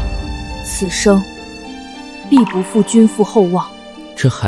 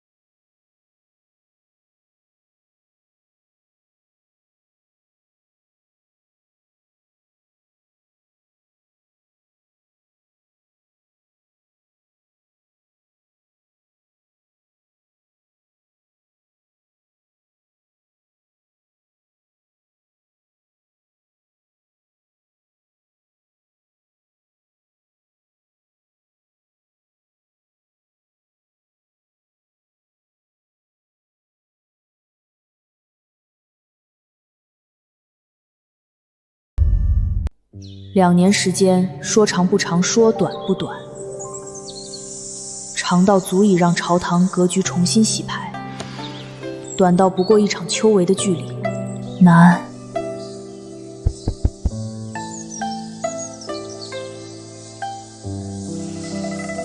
秋闱在即，乡试、省试、殿试3场，策论贯穿到底。殿试天子亲问，写得好不好，直接决定名次。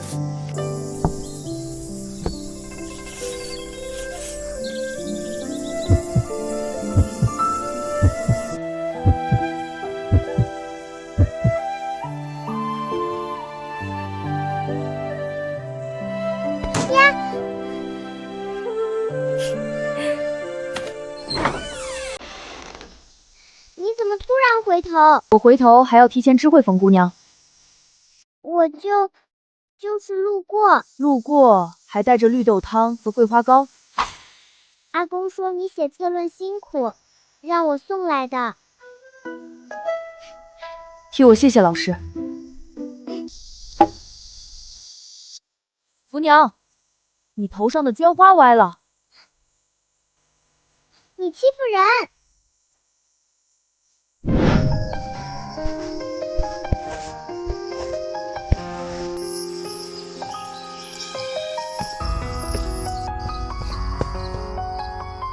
仪是昔年亏宋玉东陵，只露墙头一半身。刚刚躲在门后探半边脑袋，可不就是只露墙头一半身？呸！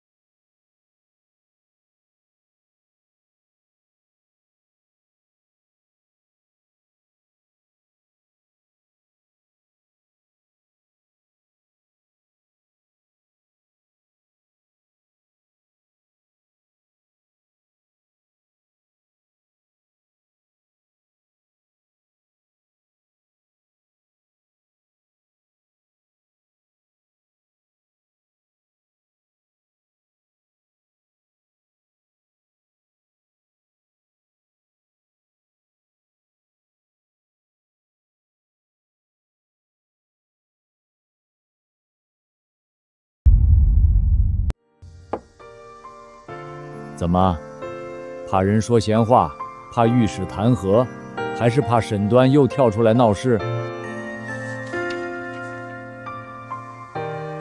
逆生，你记住，朝堂之上最不值钱的就是怕字。让你去文渊阁是去学、去看、去养眼界、养格局、养气度。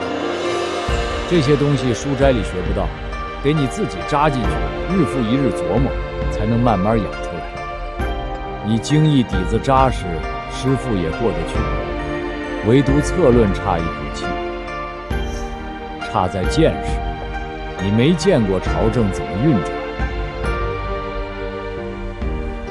不知道奏折从地方到御前多少道手续，不知道边患牵涉兵部、户部多少扯皮。光通户事不恩信，6个字写出来容易，落到纸面上，光乘马比价就能吵上3个月。文渊阁里那些东西，比老夫说10000句管用。去看看先辈们怎么处理棘手事儿，自然就知道策论怎么写了。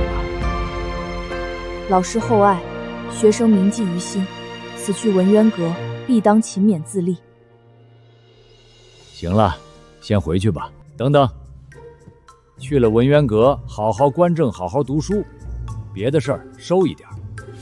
福娘去宫里陪公主了，别指望在文渊阁碰到她。下去吧。学生在文渊阁，福娘在公主那边。你知道就好。等你考上进士，入了朝堂，到时候再说。谨记老师教诲，定不负厚望。彼养台歌之气度，蓄宰辅之食量。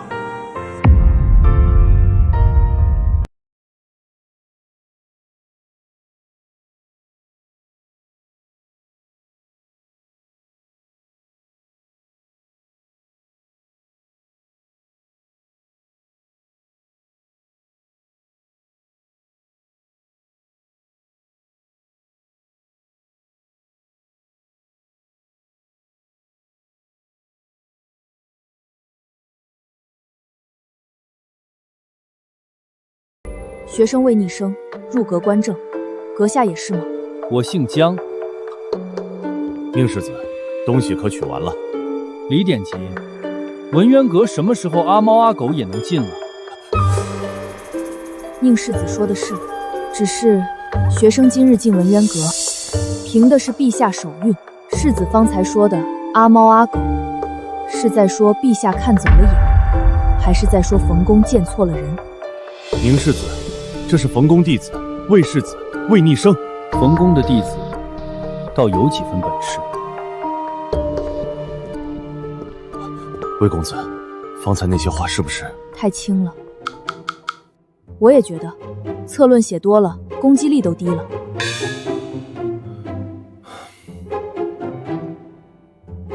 宁世子来文渊阁取什么东西？去遂陕西行都司3州沦陷的边长备要，欲图军报党册。宁王前日才回京议罪，要写自辩折子。弃地数百里，军民闻之无不愤慨。这样的人，居然还要自辩。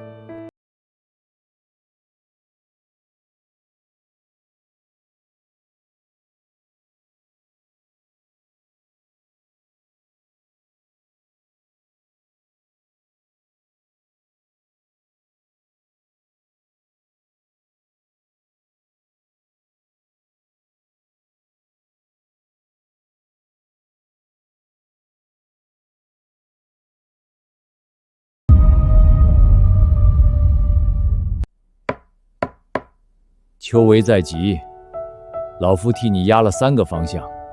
第一，边防。去年向党人连线陕西行都司3州，朝堂吵了大半年还没定论。第二，吏治。地方官贪腐横行，层层盘剥，吏部考核形同虚设，到朝廷账上就剩个零头。第三，农桑。今年京东路好几个府县报了旱灾，朝廷虽开了长明仓赈济，但杯水车薪，根本动摇，国将不国。每个方向写2篇，正面立论，反面驳论。你自己跟自己打完了还能圆回来，才算真本事。还有一条切记，边防方向不要提陕西一事，更不能提宁王。宁王虽戴罪在身，到底是天家骨肉。陛下如今因为科考在即，有意压宁王议罪一事。宁王也在想办法自辩。你一个白身少年，议论藩王得失，不管对不对，都是犯忌讳的事儿。去吧。切不能犯前汉晁错之旧事。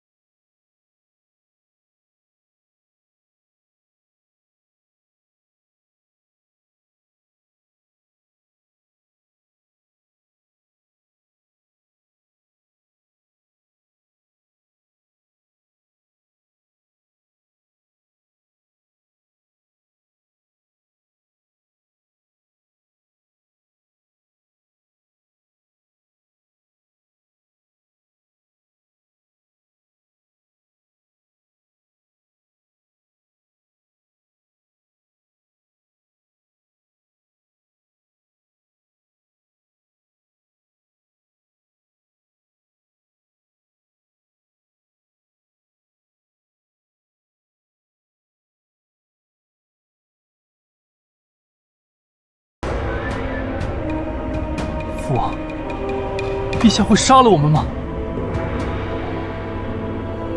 不会，我是陛下的亲叔叔，陛下总不能杀我一个亲叔叔吧？否则他为何不直接将我们下狱？你当为父是怕回京？哼，我是故意拖到现在。秋闱在至，朝廷轮裁大典是陛下最要紧的事。科考期间，朝堂上下都会压着争议，陛下不会急着处置我。这段时间就是我们父子的机会。什么机会？自救的机会，得看谁来救。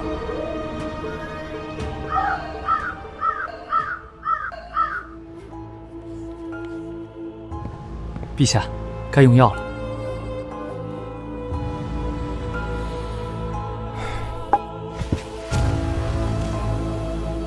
宗人府那边，朕的好叔叔怎么样了？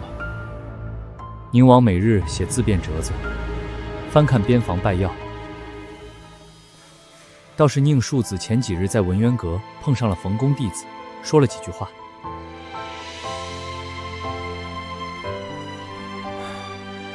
口口言说丢州之罪重，心中却无半点愧疚。他们不是愧疚三州军民，他们只是害怕自己要死了。沈端这个人敢往咱们这儿跑，就是有心思。有心思的人就能谈，姿态放低些，话不要说满，诚意要给足。我堂堂藩王世子站门口等了3天，这份诚意够不够足？世子，老爷请您进去。世子来了，坐吧。沈阁老，在下为父王之事而来，阁老若能救我父王于危难，宁王府上下必铭记大恩，没齿不忘。不战而逃，弃地数百里，这份罪过放到哪朝哪代都是杀头的罪。臣子守土天经地义，丢了土就该领罪。老夫帮不了他，也不会帮他。送客。老爷既然不帮宁王，为何还要让世子进门？谁说我不帮啊？我那番话哪一句不对？拿到朝堂上去说，谁敢说老夫说错了？宁世子代表宁王，老夫不碰这件事，是因为不知道陛下的态度。陛下若不想杀宁王，老夫就是宁王的救命恩人。可陛下若是想杀宁王，今日这番话就是最好的证据。老夫训斥了宁王世子，劝他领罪，满府上下都听见了。一群狗奴才，连热茶都不会上。父王，沈端把我训了一顿，好像我们是十恶不赦的罪人。无恙矣，我们父子无恙矣。父王，你不会失心疯了吧？鱼儿，你想想，沈端若真不想帮咱们，为什么要见你？他在试探，让你等3天是试探耐心，把你请进去训斥是做给旁人看。他越是不冷不热、不惧不应，就越说明他在等。上了棋盘皆是棋子，沈端也不例外。一个在等的人是有心思的人，有心思的人就能用。父王，儿臣在西安府从来不用看任何人的脸色，到了京城，连一个臣子家的门都要等3天。只要是在西安府，我早杀之而后快。西安府，等我们能活着走出这宗人府再说吧。你去找沈端的孙子沈毅，跟他交友。沈端让我等了3天，现在又转头包夹他孙子。你要想回西安府过好日子，就听我的。玉儿，这京城是一盘棋，上了棋盘皆是棋子，不是我们下棋，就是被人当棋下。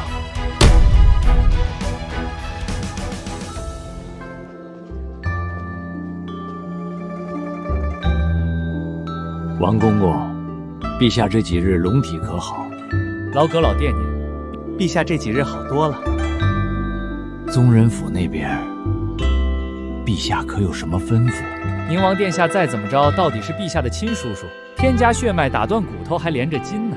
不过陛下心里那口气一时半会儿消不了，甘肃3州这事儿总得有个交代。多谢王公公指点。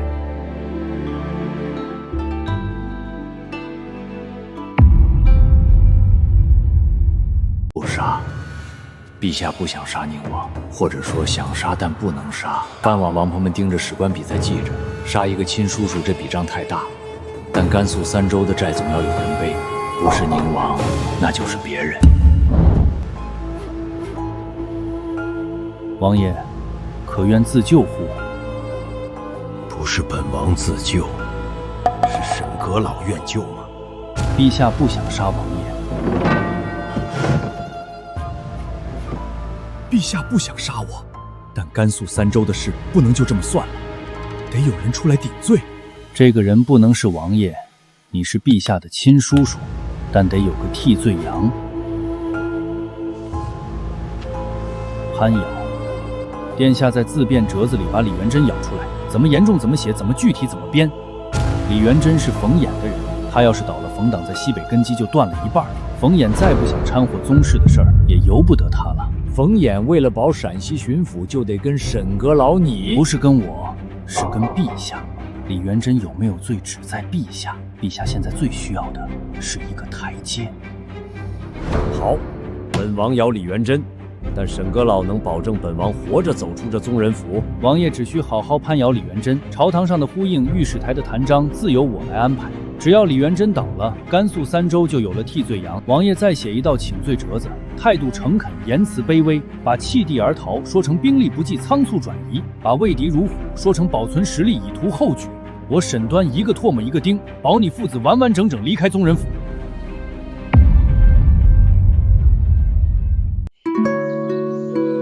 公子，前面铺子的酥油鲍螺做得极好，魏伯近日咳得厉害，这酥油润肺。买。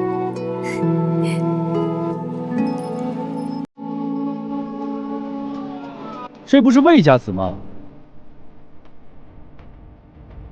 本世子跟你说话呢，连基本礼数都不会了。宁世子，我方才已行过注目礼，世子没看见，还能是我的不是？世子，算了，走吧。魏家子，那女使是你的，模样不错，身段也好。本世子身边缺个磨脉的侍女，你开个价吧。世子，这是京都，不是西安府，你这样做不合适。一个婢女而已，魏家子不会舍不得吧？本世子出钱买婢，银货2骑，有什么不合适？一个弃地数百里，丧尸数万人，吓得从西安府跑到汉中府的藩王世子，是怎么有脸站在京都街上大谈买婢的？你觉得我不敢当街杀你吗？你不敢。啊！我大周开国100余年，从无一寸疆土因未战而弃，从无一城百姓因逃遁而失。宁王父子不战而逃，弃地数百里，这是大周开国以来第一次有藩王弃土而逃。我不配，我姓姜，宁王世子，大周天下便是我姜家的天下。你一个过继的弃子也配在我面前张狂？就是当街杀了你又能如何？世子锦衣金冠，前呼后拥，好不威风。可3城失陷，多少人家破人亡，多少妇孺流离。你身上这件锦袍够凉州城下一个婢族的抚恤吗？头上这顶金冠够甘州城外一个被伪妇人的赎金吗？所以我还是要斗胆请世子自问，这国姓，你配吗？够了，魏逆生，你等着，本世子不会放过你的。公子，咱们回去吧。点心买好了，酥油鲍螺还热着呢。走吧，回府。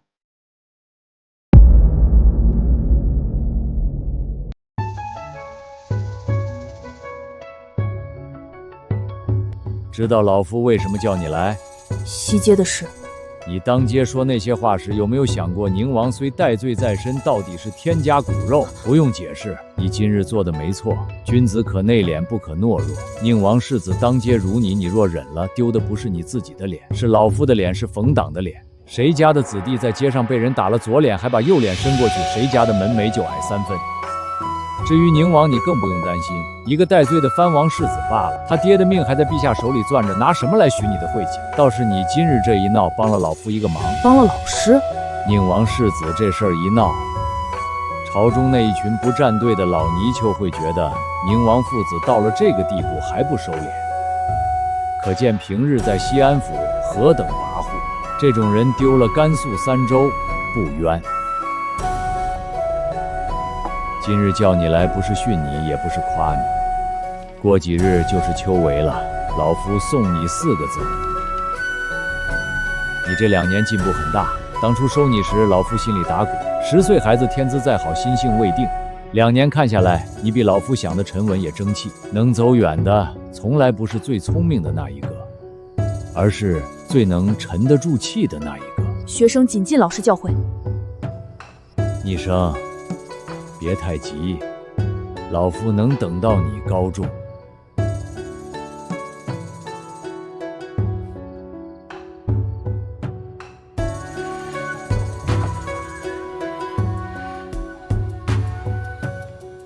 公子终于有自己的家了。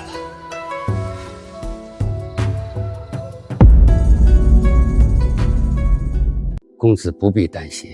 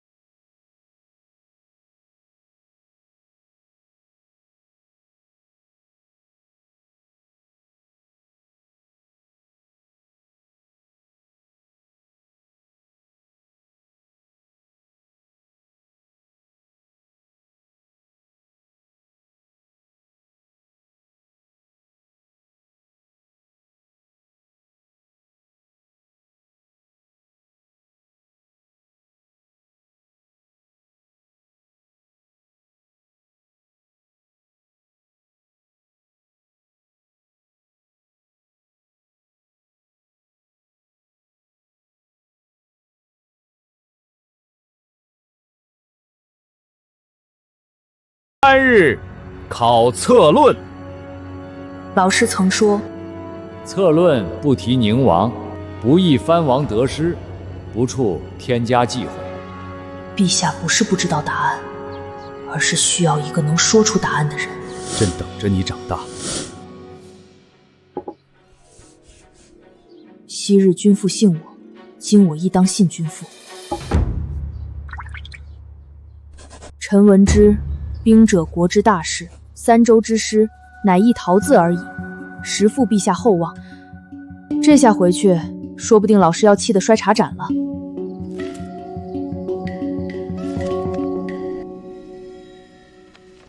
宋大人，竟写得如此大胆！此子疯也，写宁王弃地而逃，写陕西巡抚观望不进。他把两边责任分得很清楚，李元贞有李元贞的责，宁王有宁王的责，没有偏袒任何一方。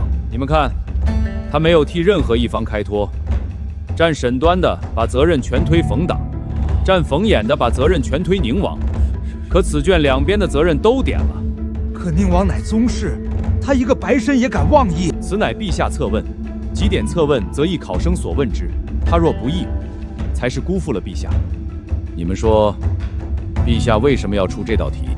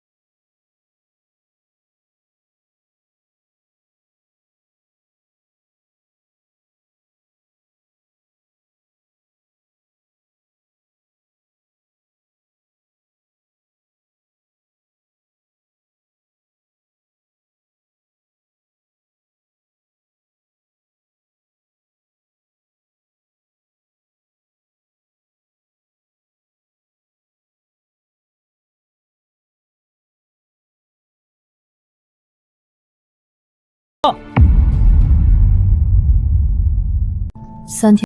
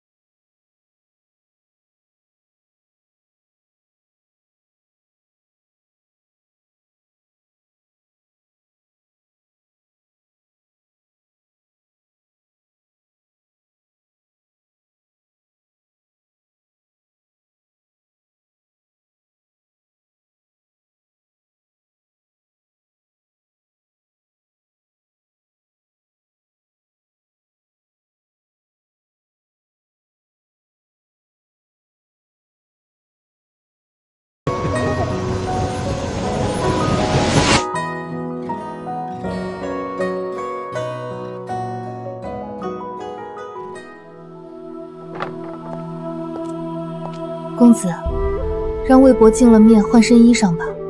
魏博生前最爱干净，您知道的。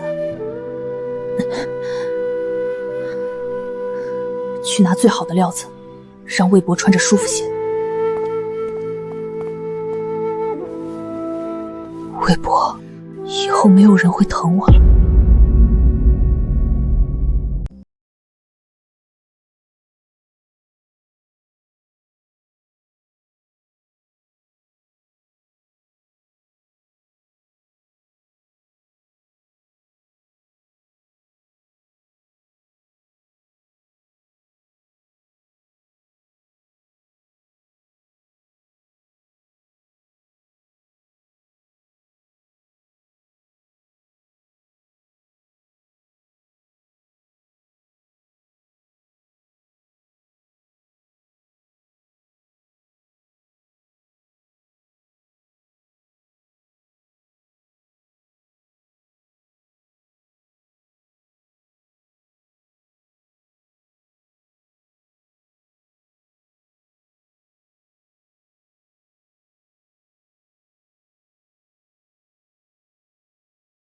能看见南边老家。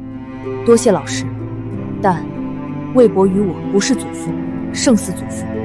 无魏安，则无我魏逆生。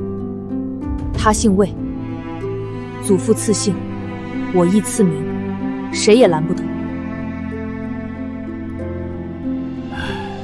罢了，你想怎么做就怎么做吧。学生宋老师。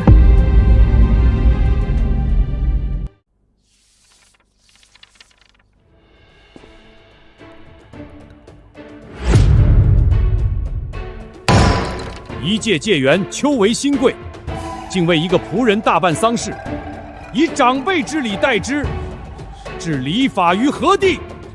置尊卑于何地？四爷，魏介元以长者之礼葬仆的事，外面已经传遍了。魏安与魏逆生，非仆也，似祖父耳。即似祖父之丧，岂能不爱？秦思燕说魏安嗣祖父，这话倒也在理。那老吴养大孤儿，以长辈之礼葬之，有什么不对？可礼法就是礼法，尊卑有别。一个解元为仆人举丧，传出去像什么话？孤儿被老仆养大，以长辈之礼葬之，我看合情合理。对呀，是这个理，是这个理。父王，沈一说魏逆生连陆明宴都没去，就在家给那个老仆守丧，为图举礼，简直可笑。一个什么都没有的人，什么都豁得出去。父王，你这是在同情他，不是同情，是提醒。我今日去看了大长公主，姑母说了，宗子这边他会帮着说话，但有一条，让咱们安分些，不要惹事。他正处在风口浪尖，你往他跟前凑，就是往刀口上撞。我知道了。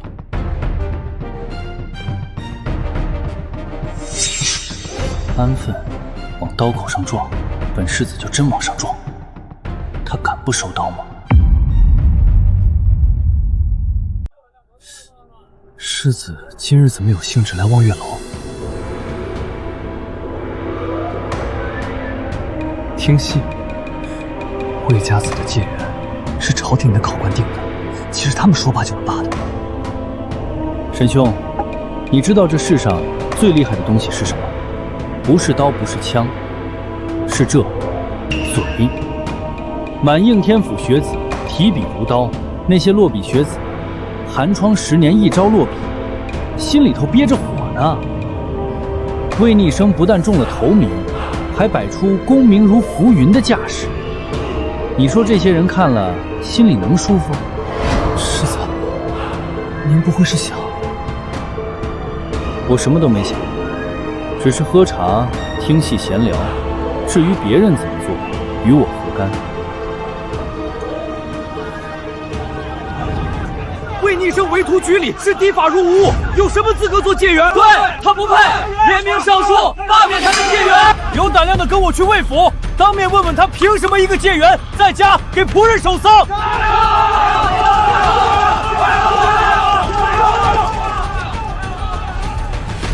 好戏开场了。爷爷，我真的不想回桂林府。诸位请回，我家公子正在守丧不见客。守丧？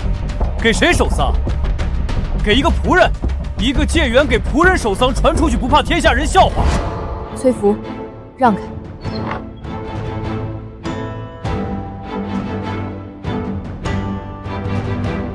不知诸位来我魏府有何贵干？魏逆生，你身为解元，连陆明宴都不去，在家为仆人守丧，你眼里还有朝廷，还有礼法吗？解元的标准是什么？秋闱3场，我场场加等。考官批阅众口一词，诸位若要弹劾，烦请上书，说我的文章狗屁不通。若能让考官改判收回成命，我无话可说。可诸位今日不是论文章，是来论我家的丧事。我为谁守丧，以何礼葬之？这是我魏家的家事，与解元何干？你是解元，是世子表率，为仆举礼，岂不是带坏风气？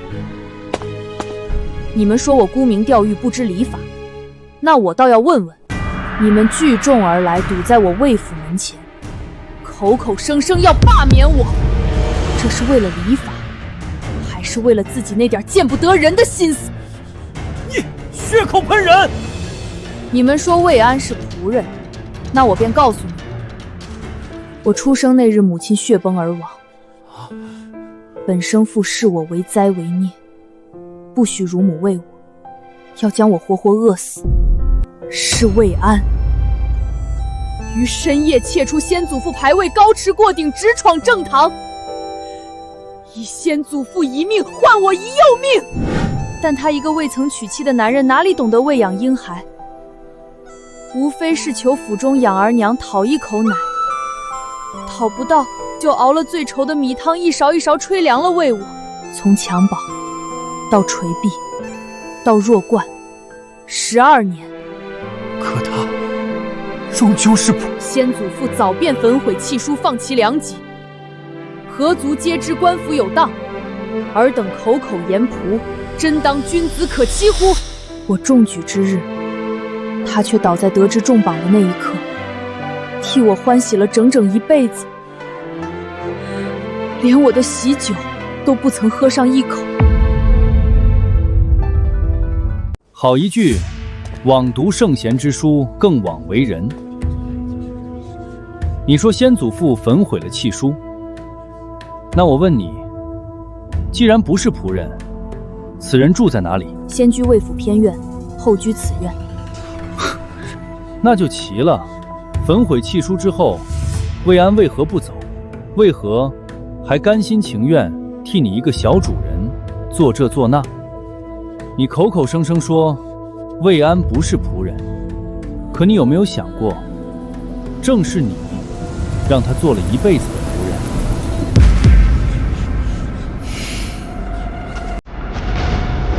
世子说的对，是逆生无能，让魏安做了一辈子不像仆人的仆人。焚毁契书那日，魏安30余岁，有手有脚，识文断字。他离开魏家，到哪里不能谋生计？可他没有。世子，你说这是为什么？因为他放心不下我。魏伯不是为了仆人的身份才照顾我，他是为了照顾我才甘心顶着仆人的身份。世子锦衣玉食，想来不曾见过。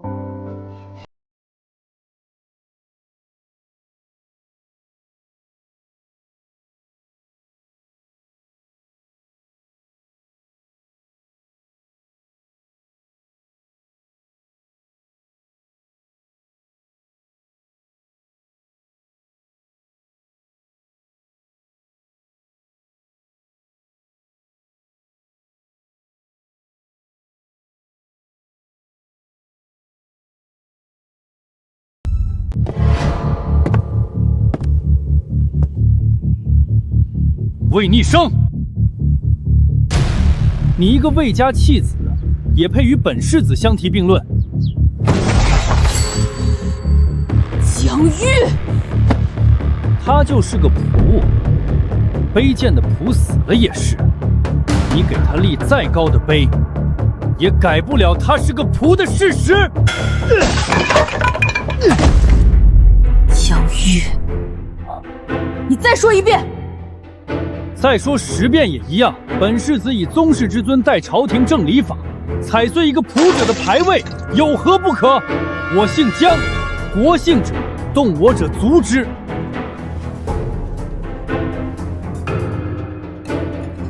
安，刘明子，7岁随征为书童。仁宗朝永和6年征中进士入翰林，安随行。世宗元和9年征因病逝。事前当众焚契，放良籍，与荣养，子孙应之。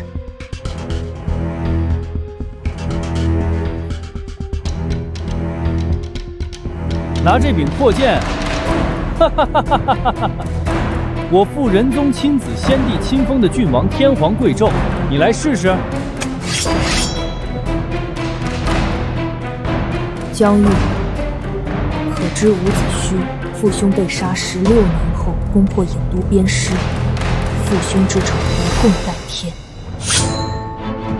公羊传有云：父不受诛，子复仇可也。魏安于我，不是父亲胜似父亲。你踩碎他的牌位，与踩碎我父祖的尸骨何业？岂不闻烈夫之愤，无不见血？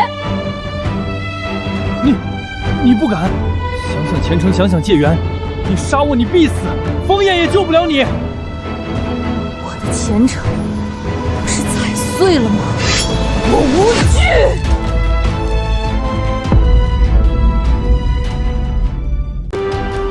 我的前程不是踩碎了吗？我无惧。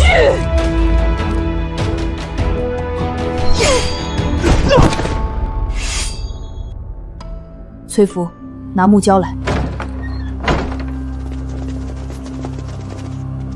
来人，给我锁了！我乃荆轲介元，陛下赐我月品银鱼带玄国瑞玉衡，尔等岂敢压罪于我？魏介元，下官职责所在，请走一趟。景和10年秋，京都解元魏逆生为仆举礼，以建毙宁王世子，天下震动。次年三司会审，判流3000里。景和12年，冯衍以帝师之名密奏求情，周景帝感其心存君父者，不可谓不忠之语，下诏特赦。景和15年春，魏逆生以弱冠之龄高中进士。景和18年入内阁，景和22年拜首辅，推新政，整吏治，固边防，兴农桑，史称景和之治。那个一身麻衣、腰悬银剑的少年解元，终于站成了这天下最稳的一撇一捺。